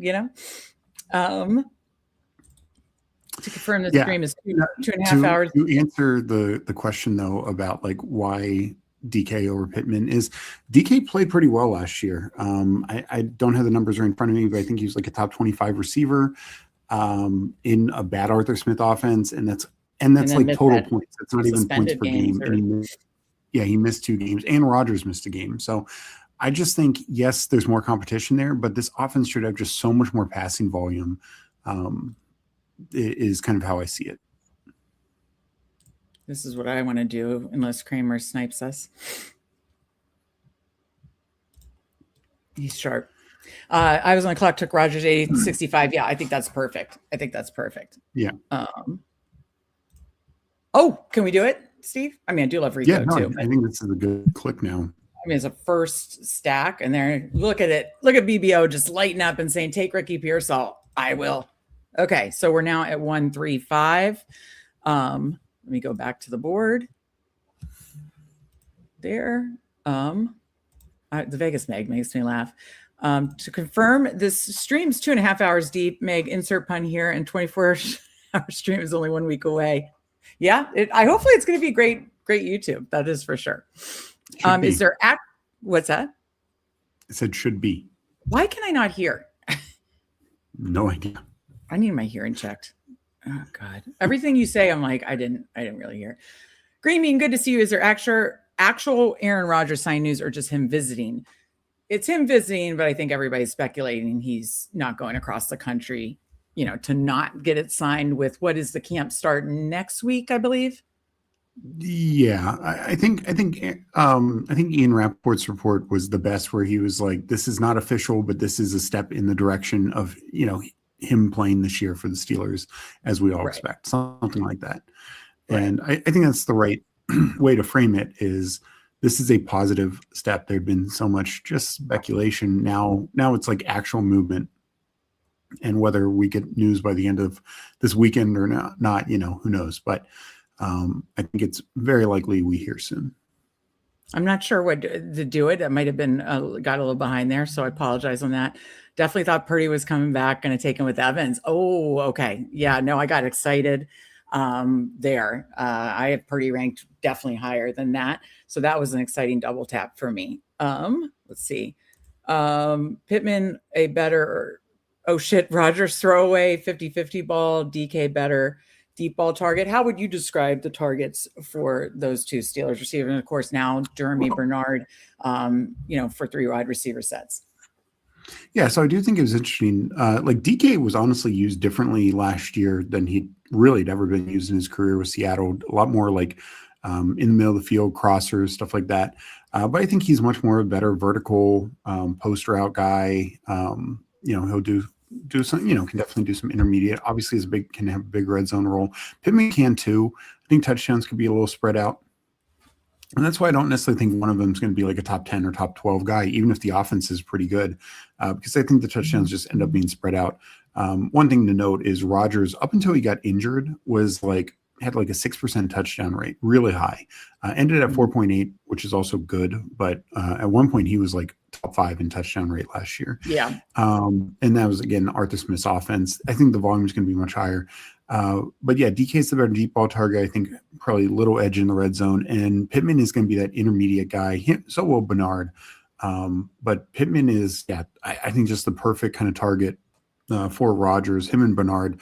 Like this is why I think the offense is going to be really good. Is last year you could start to double DK. We saw this in some games where DK struggled, like that Bengals game where Rodgers threw 4 touchdowns, but he had that interception. It was to all the tight ends, which my guy Fryermuth got too. He kept trying to force it to DK, and DK had a couple big plays, but it was like they kept forcing it, and so Rodgers and company, they pivoted to throw to 4 touchdowns to tight ends.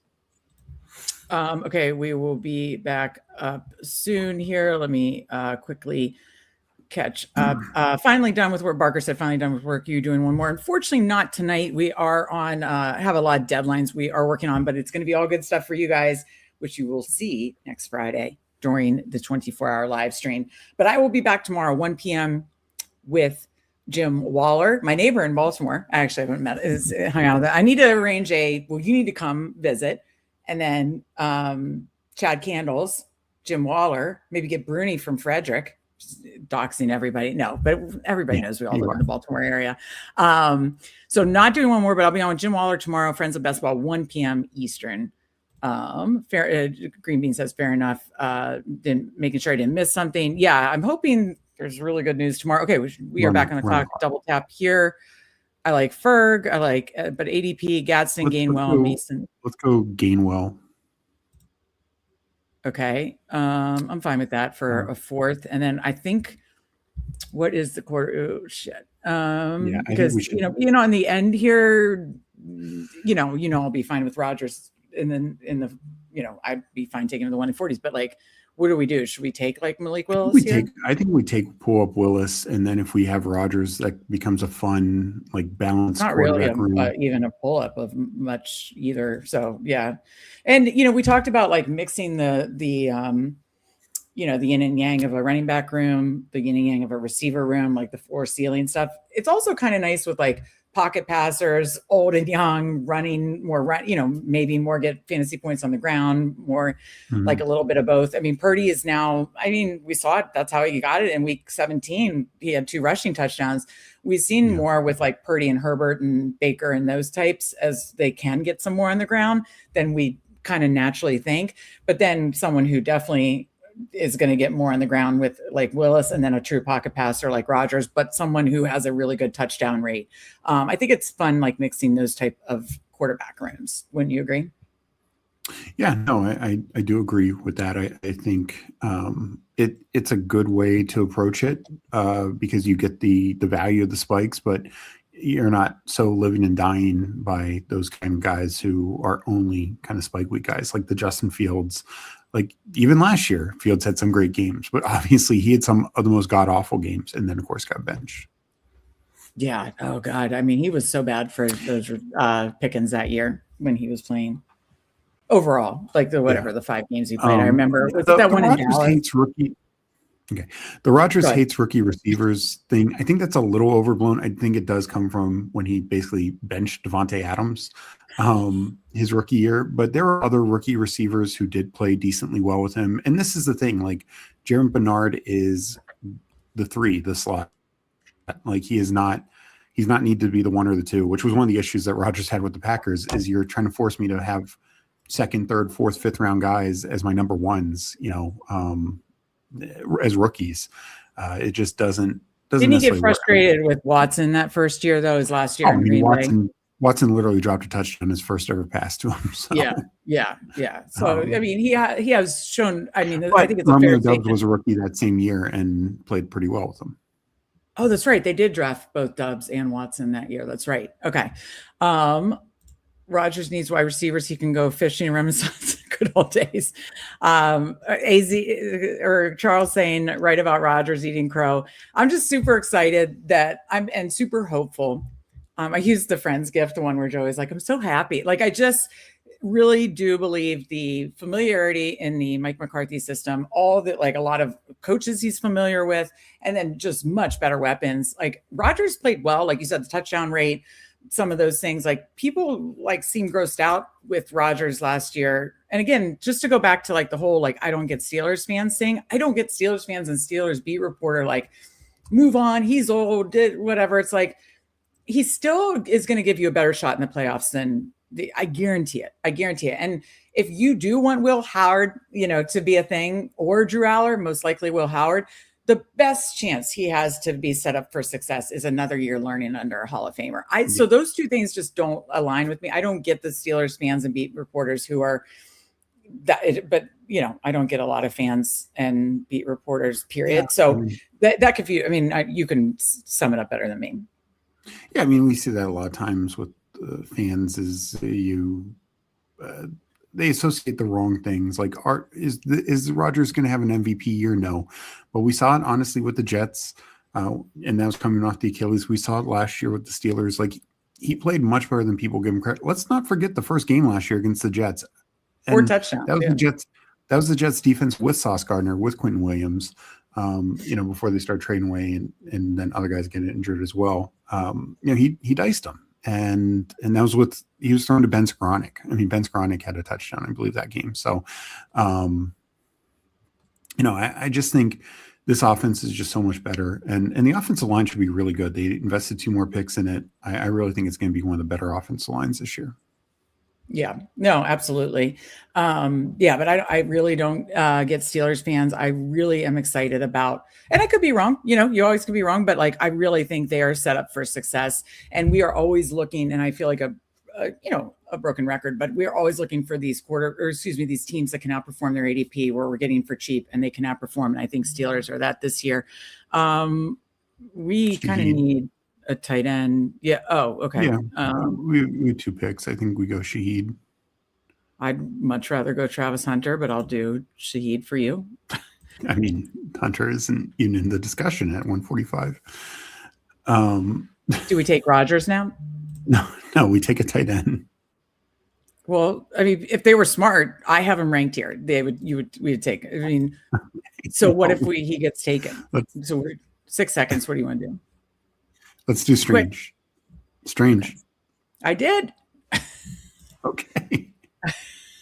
All right. Now we're at 2-4-6-1. I think we should have taken Rodgers there. If he doesn't come back, I'm going to blame you. I'm just kidding. Purdy, Willis, Bijan, Jeremiah Love, Ramondre, Kenneth Gainwell, AJ Brown, Terry, DJ Moore, DK Metcalf, Ricky Pearsall, Rashid Shaheed. Honestly, that I would be fine with that receiver room, but I think we double anchor and tacked on, we talked about doing hyperfragile, didn't follow the right way. So I'm fine with this being the regular old 3-5-7-3. So yeah.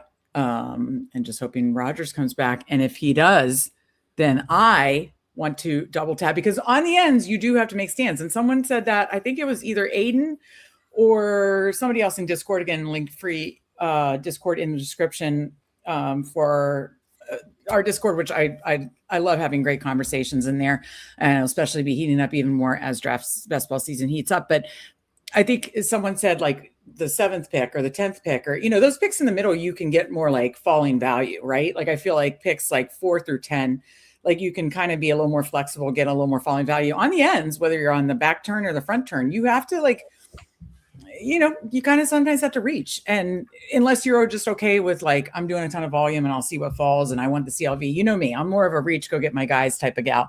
So I don't know. That's how I see it. So I'm going to say if Rodgers comes back to us, we double tap Rodgers and Freiermuth. And I know you'd say, Freiermuth most likely wouldn't come back to 198 if people were smart. I mean, A, he probably will, but no. B, no, like that is just so unnecessary, especially when we already have DK Metcalf.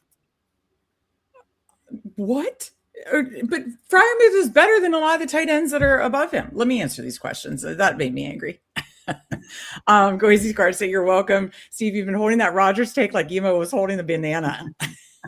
Let it go. Best Pokeball says, I find it odd Pitt let Gainwell walk for Dowdle when Rodgers loves Kenny. Rodgers does love Kenny, but we didn't know about, obviously, I don't think they knew about Rodgers, maybe the confirmation of it that early. But what's more important, and Steve pointed out very early, is the connection between Dowdle and Mike McCarthy. And I think Steve was on that early and very smart about that. Go easy cards, or excuse me. Can I just say one other thing about Dowdle? Like, the thing with Gainwell is him and Warren were very similar. They're essentially in the same lane. And I think in many ways Gainwell played better. I think McCarthy and probably Rodgers, they want a bell cow, a feature running back. I mean, Rodgers had that many years, even when they were dual backs. Like, you have your Jamal Williams and your Aaron Jones, Aaron Jones and your what's his name, the guy from Boston College, AJ Dillon. So I just think they wanted a balanced backfield. Charles says, "Are you more punt tight end?" Honestly, if given the choice, I'll do the analogy. If you only gave me 10 more teams to draft this season, 7 or 8 would be punt tight end. That's what I've had the most success with, quite honestly. So maybe it's just a bias of what's worked for me. But I as far as the elite tight ends, I just think there's too much opportunity cost. I try to mix it in because we don't know, again, what the secret sauce is going to be in 2026. Maybe Bowers is just who you need, or, some elite tight end is. So I'm trying to mix that in. But yeah, punt tight end has always kind of been my MO in best ball, and probably mostly will be. It's just, it's what I've worked for me. What kind of works for the structure. I like kind of going like running back early, catch up receiver, hitting, a couple of quarterbacks in the middle, and then late tight end. I know. Okay. I'm going to take him, and I'm going to take him. No. Who else do you see? This is my point. AJ Barner, Dalton Schultz. No, they're not as good as Freiermuth. This is where, you look at where I have them ranked. Freiermuth's ahead. I have him ranked in that order. I have him ranked in that order. Hey, we don't want this draft thrown out. Oh my God, don't say stupid stuff. I'm not even asking you. So at no point did you think I was going to I do not think Barner and Schultz are better than Freiermuth.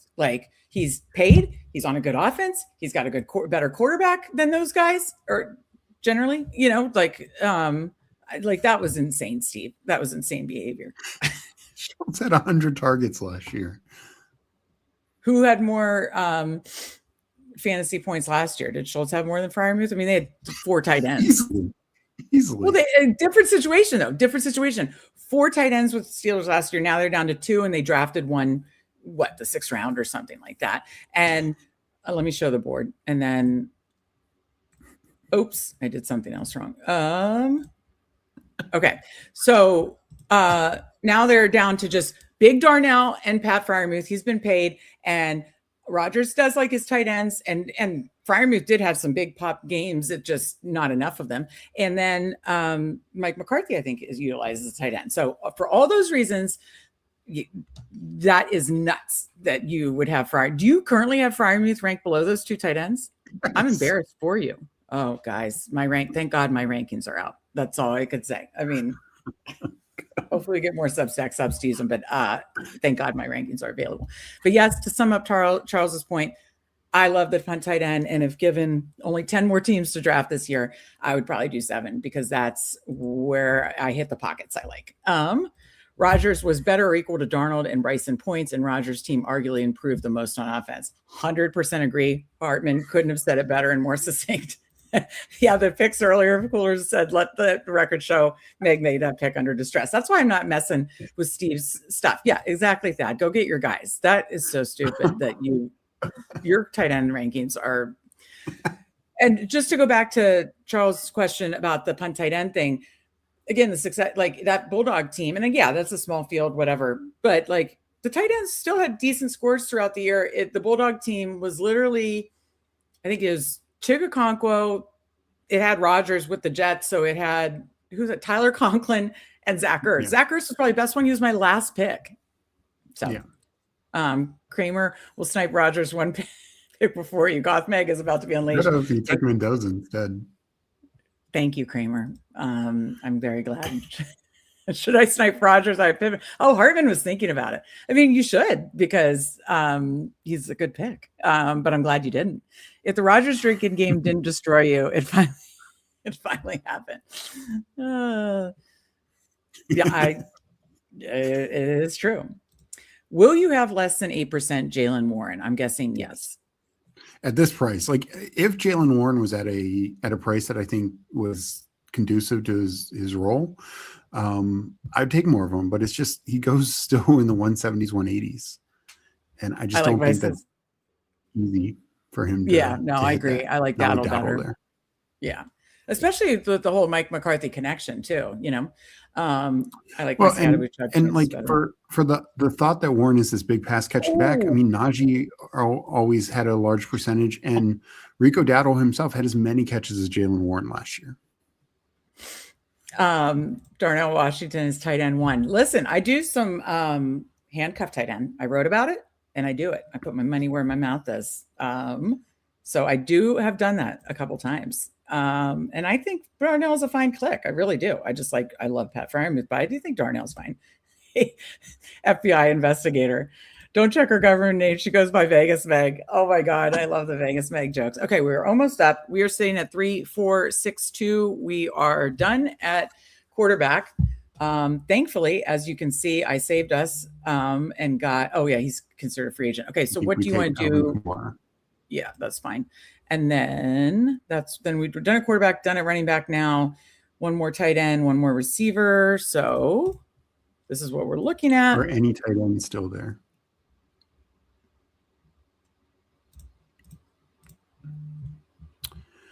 It's highlighting Rodgers as a free agent. I mean, I'm fine with Dulcich again, since we have. Yeah, but we can see if he pushes back to us. Oh, well, then shit. I don't know what to do. Let's go receiver. And let's take Ryan Flournoy. I can't find him.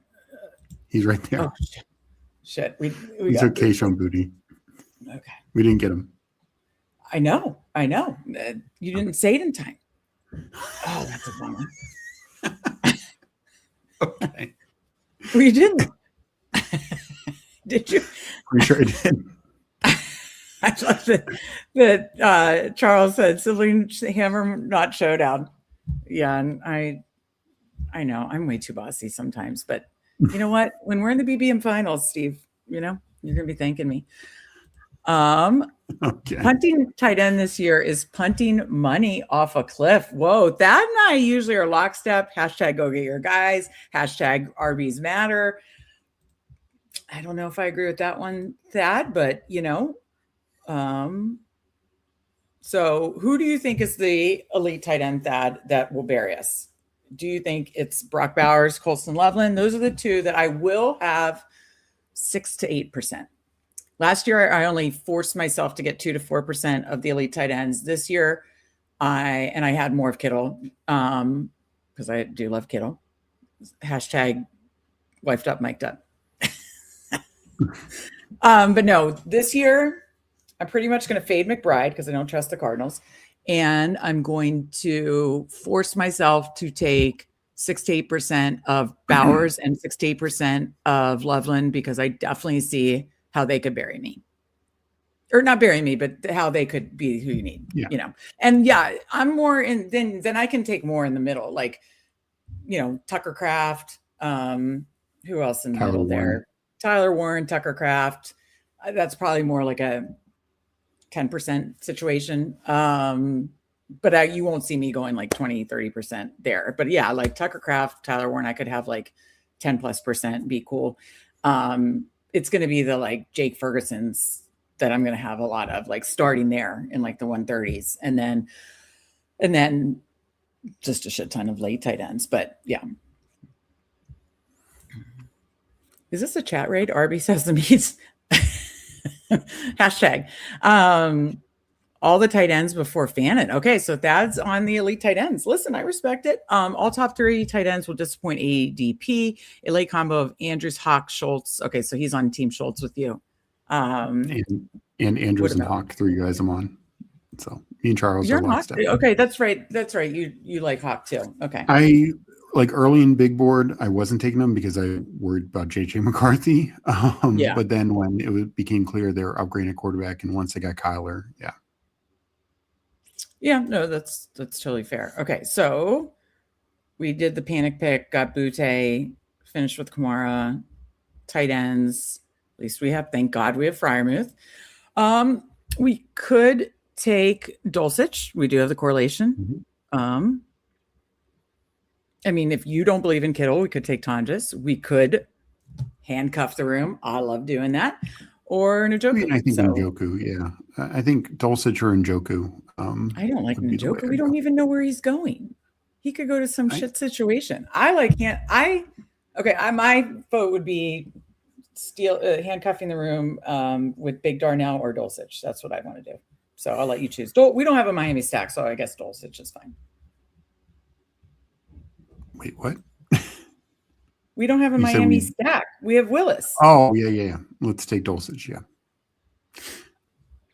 We stacked Purdy. We've stacked Rodgers. Rodgers doesn't show because he's still a free agent, but we don't have a Miami stack, but we did a double stack with Rodgers. So yeah, I say Dulcich is fine unless Kramer takes him. All right. Dulcich it is. 2 Dulcich teams in one night. Whoa. All right. Let's do a team review here for our second draft of the night. We go 3-5-7-3. Purdy, Malik Willis, Rodgers. Again, we talked about, I like how that room is kind of a nice mix. Bijan, Jeremiah Love, Ramondre Stevenson, Kenneth Gainwell, Alvin Kamara, like that. AJ Brown, Terry McLaurin, DJ Moore, DK Metcalf, Ricky Pearsall, Rashid Shaheed, Keyshawn Boutte, and Strange, Freiermuth, and Dulcich. 2 of those are stacked up. We stacked up all 3 of our quarterbacks and nice double anchor and tacked on Ramondre. So yeah, every room feels good. And this is why I lean this structure and build type the most. But, and again, I don't mind the 3-4-8-3, but that didn't just fall to us. It didn't fall well to us. Not getting Scatabo, not going, just didn't fall right. But yeah, I really like this team. What do you think, Steve? No, again, the room, I think it's very balanced, both in draft capital and skill set.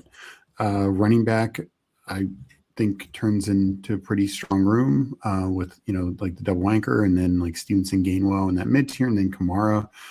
Yeah, like I know people make fun of it, but he's I think clearly the Saints' number 2 back. Probably will have a passing game role. We know he's always had a good red zone role. They did a podcast together, right, with him and Achan or whatever, didn't he?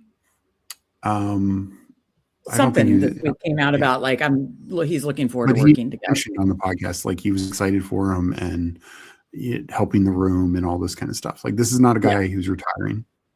Right. So, right. Receiver, very strong to start and with 5 of the top 100. And then, threw a couple guys at the end. Even Keyshawn Boutte, even though he's probably not on the Patriots, who knows? Maybe he's on the Dolphins or something, maybe he goes somewhere fun. He's showing some promise for sure. Yeah. I think it's funny. We did Strange and Dulcich last time. We did Strange and Dulcich this time, but this time we got good old Pat Fry too. I like it. I like this team, Steve. Yeah. All right. Help me out. Who are our members in this one? I think I don't believe Thad definitely is, and Hartman is, and just let me. Is Kramer? I have to look it up, but let's do the other 2 first. Do you know, Steve? I don't believe so. Okay. All right. Again, YouTube members, among the competition that Mike's helping us track, emojis, get the team reviews and 2 extra drafts per week. Click join if you'd like to become a YouTube member, just $3.99 a month. But Thad is a member, Hartman is a member, and let us know if I missed you, Kramer, if you are. Okay. Thad, 1 real time, 9 spot, 3, 6, 7, 2. Jaden Daniels, Kyler Murray, Jordan Love. That's a fun quarterback room. Hampton, Breece Hall, J.K. Dobbins, Tyler Algier, Mike Washington, Sean Tucker, Justin Jefferson, Garrett Wilson, Christian Watson, Omar Cooper, Jalen McMillan, Trey Harris, Darnell Mooney, and Tucker Kraft and Chigakonkwo. Yeah, I like this team. He's got both the tight ends stacked up with the quarterbacks.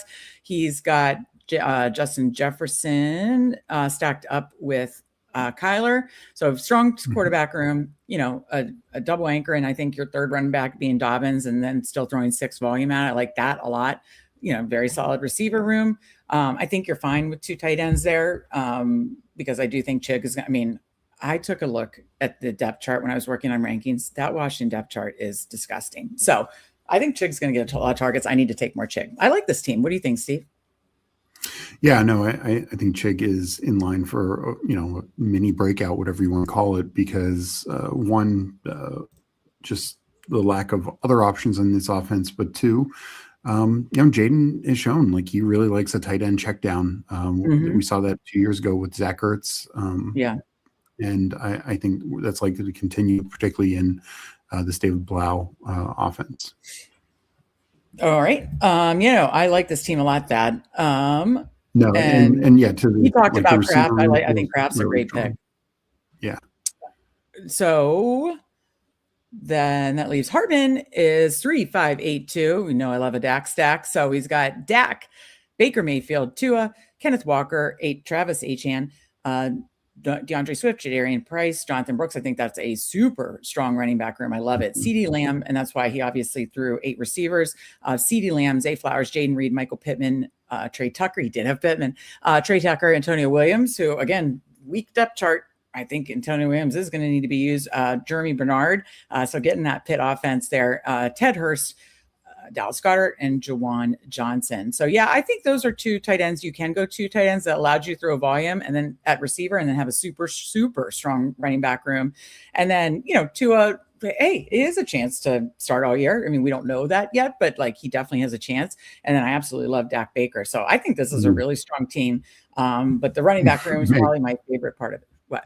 Meg, don't shade the Tua pick because he could have taken Rodgers from you. I know.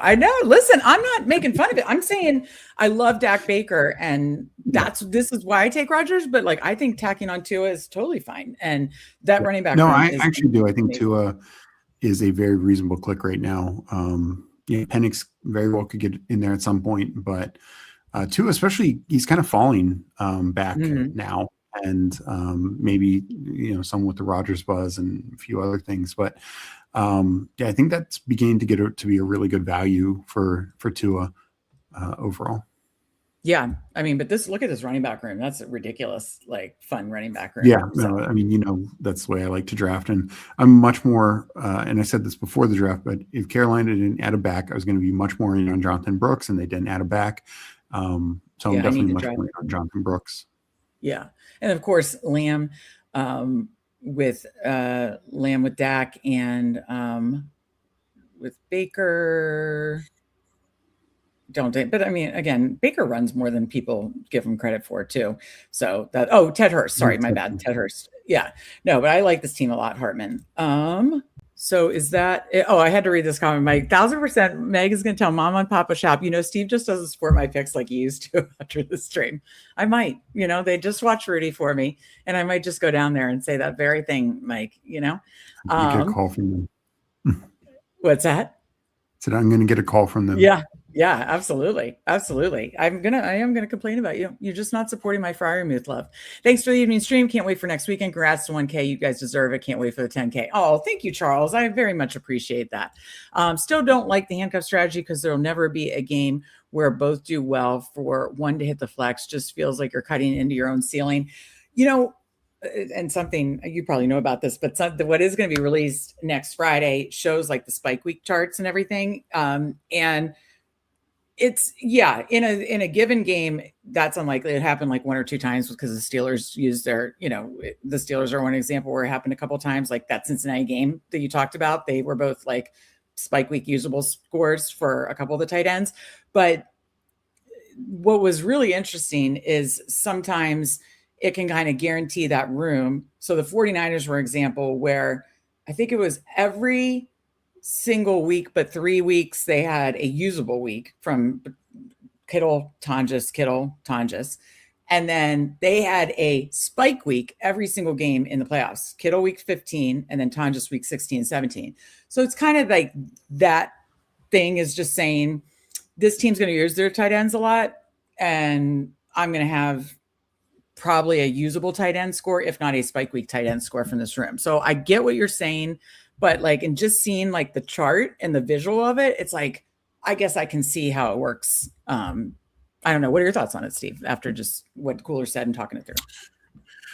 Yeah, I think it has to be, I think especially once we get to 18 rounds, I think it's a lot harder. In 20 rounds, I think it was a little different situation.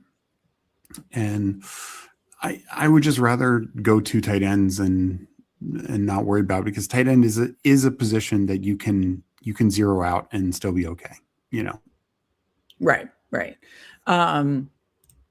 Okay, talking about Fannin. Okay, yes, let me show you the board, Mike, because we covered our YouTube members. Let me just double check really quick. Steve, talk about anything else about Hartman's team while I just double check on Kramer. No, I mean, going back to Hartman's team, that running back room, I do think is very strong and in a good way, with not even having to go like 3 running backs in a row. Obviously, it's 4 of the top 6 picks. But no, it's very strong. And the Jonathan Brooks click, someone would have even said he could have gone hyper fragile, but I actually like adding Jonathan Brooks. There's a high upside pick at his current ADP. That's why he's quickly becoming one of my more favorite guys post draft. Okay, keep talking. I just want to double check something. But yeah, back to your point, the quarterback room, Dak and Baker. I love that. I don't even care Baker not being, stacked up until Ted Hurst. Like, there's just a lot of good volume there. And, Dak, we saw last year, he was finished second in yards, 30 touchdowns. Like, Dak healthy, people don't give him enough credit with how high of a finish he can have. Okay, yeah, I double checked. Okay, we did our reviews. Then let me finish going. I gotta give the board to Mike. That's what so I missed that. He said I stepped away from it. Did I miss the big, beautiful board? Steve saying so. Yes, no, here is the board, Mike. Let me slowly go through that. Because again, YouTube members, not only do they get the team reviews, emojis, 2 extra streams, but we're going to have a competition with the live drafts, and that's going to be super fun. So let me do a slow scroll here of the big, beautiful board for this Dachshund draft on May 7th. Just helping Mike, our data king, our chat lord. We appreciate you. All right, that is the board. Let me catch up with chat. If Daniel Jones is healthy, Tyler Warren, he's another one I want to make sure, to get like 10%. Most lobbies, Rodgers comes back. To be fair, I kind of ran out of names at the end. Yeah, no. Oh my God. He totally comes back in most rooms. I think he's going to start going up. What'd you say? Just not when Meg's there. Yeah, no, not when I'm there. No. Absolutely. He definitely comes back in most rooms, but not when I'm there for sure. But no, Hartman, I loved your team for sure.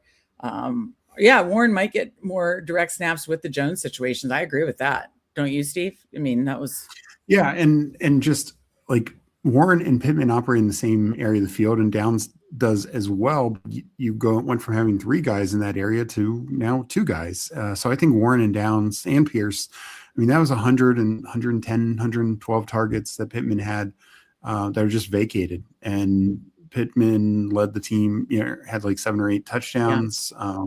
So just a lot of opportunity out there. Let me help you, Charles. I love Aaron Rodgers. I think Aaron Rodgers is going to have a phenomenal season, may even finish top 10 QB overall fantasy scores. I think Aaron Rodgers is not only going to lead the Steelers to the playoffs, maybe the Super Bowl, but Aaron Rodgers is definitely going to be, or the Steelers are definitely going to be a top 10 offense, and maybe Rodgers is a top 10 quarterback. Boom. Drinking game accomplished. Look at that, Steve. Oh boy. All right. Final thoughts for the people, Steve, before we head out of here. No, thank you everyone for joining. Hope everyone has a great night. And like you said, you'll be back tomorrow at 1 p.m. with Jim Waller. Yep. 1 p.m. Jim Waller, Friends of Best Ball for sure. Let me see if we got accomplished, or if Charles got the chug accomplished there. Yeah. Think of some good prompts for us for next Friday, the big celebration, celebrating 1K subs, 24-hour live stream. Put it in our Discord, link in the description. We appreciate each and every one of you for joining us, chatting, liking, drafting, members, everything. We appreciate you. And we can't wait to celebrate with you next Friday. But I will see you all tomorrow at 1 p.m. Eastern. For Rudy, downstairs. For Steve, I'm Meg. We'll see you next time. Fanspeak, where the plan runs deep. The team grind hard, don't eat, don't sleep. From best ball dreams to DFS streaks, they help you print money every single week. No cap, no gimmicks, we breaking limits. NFL bets, yeah, we live this business. Meg and Steve, that OG vision. Draft room killers on a lifelong mission. We're stressed to the Sunday spread. Fanspeak's that voice that's inside your head. Best ball, DFS, NFL bets. They built it brick by brick, no regrets. Fanspeak team, printing money since day one.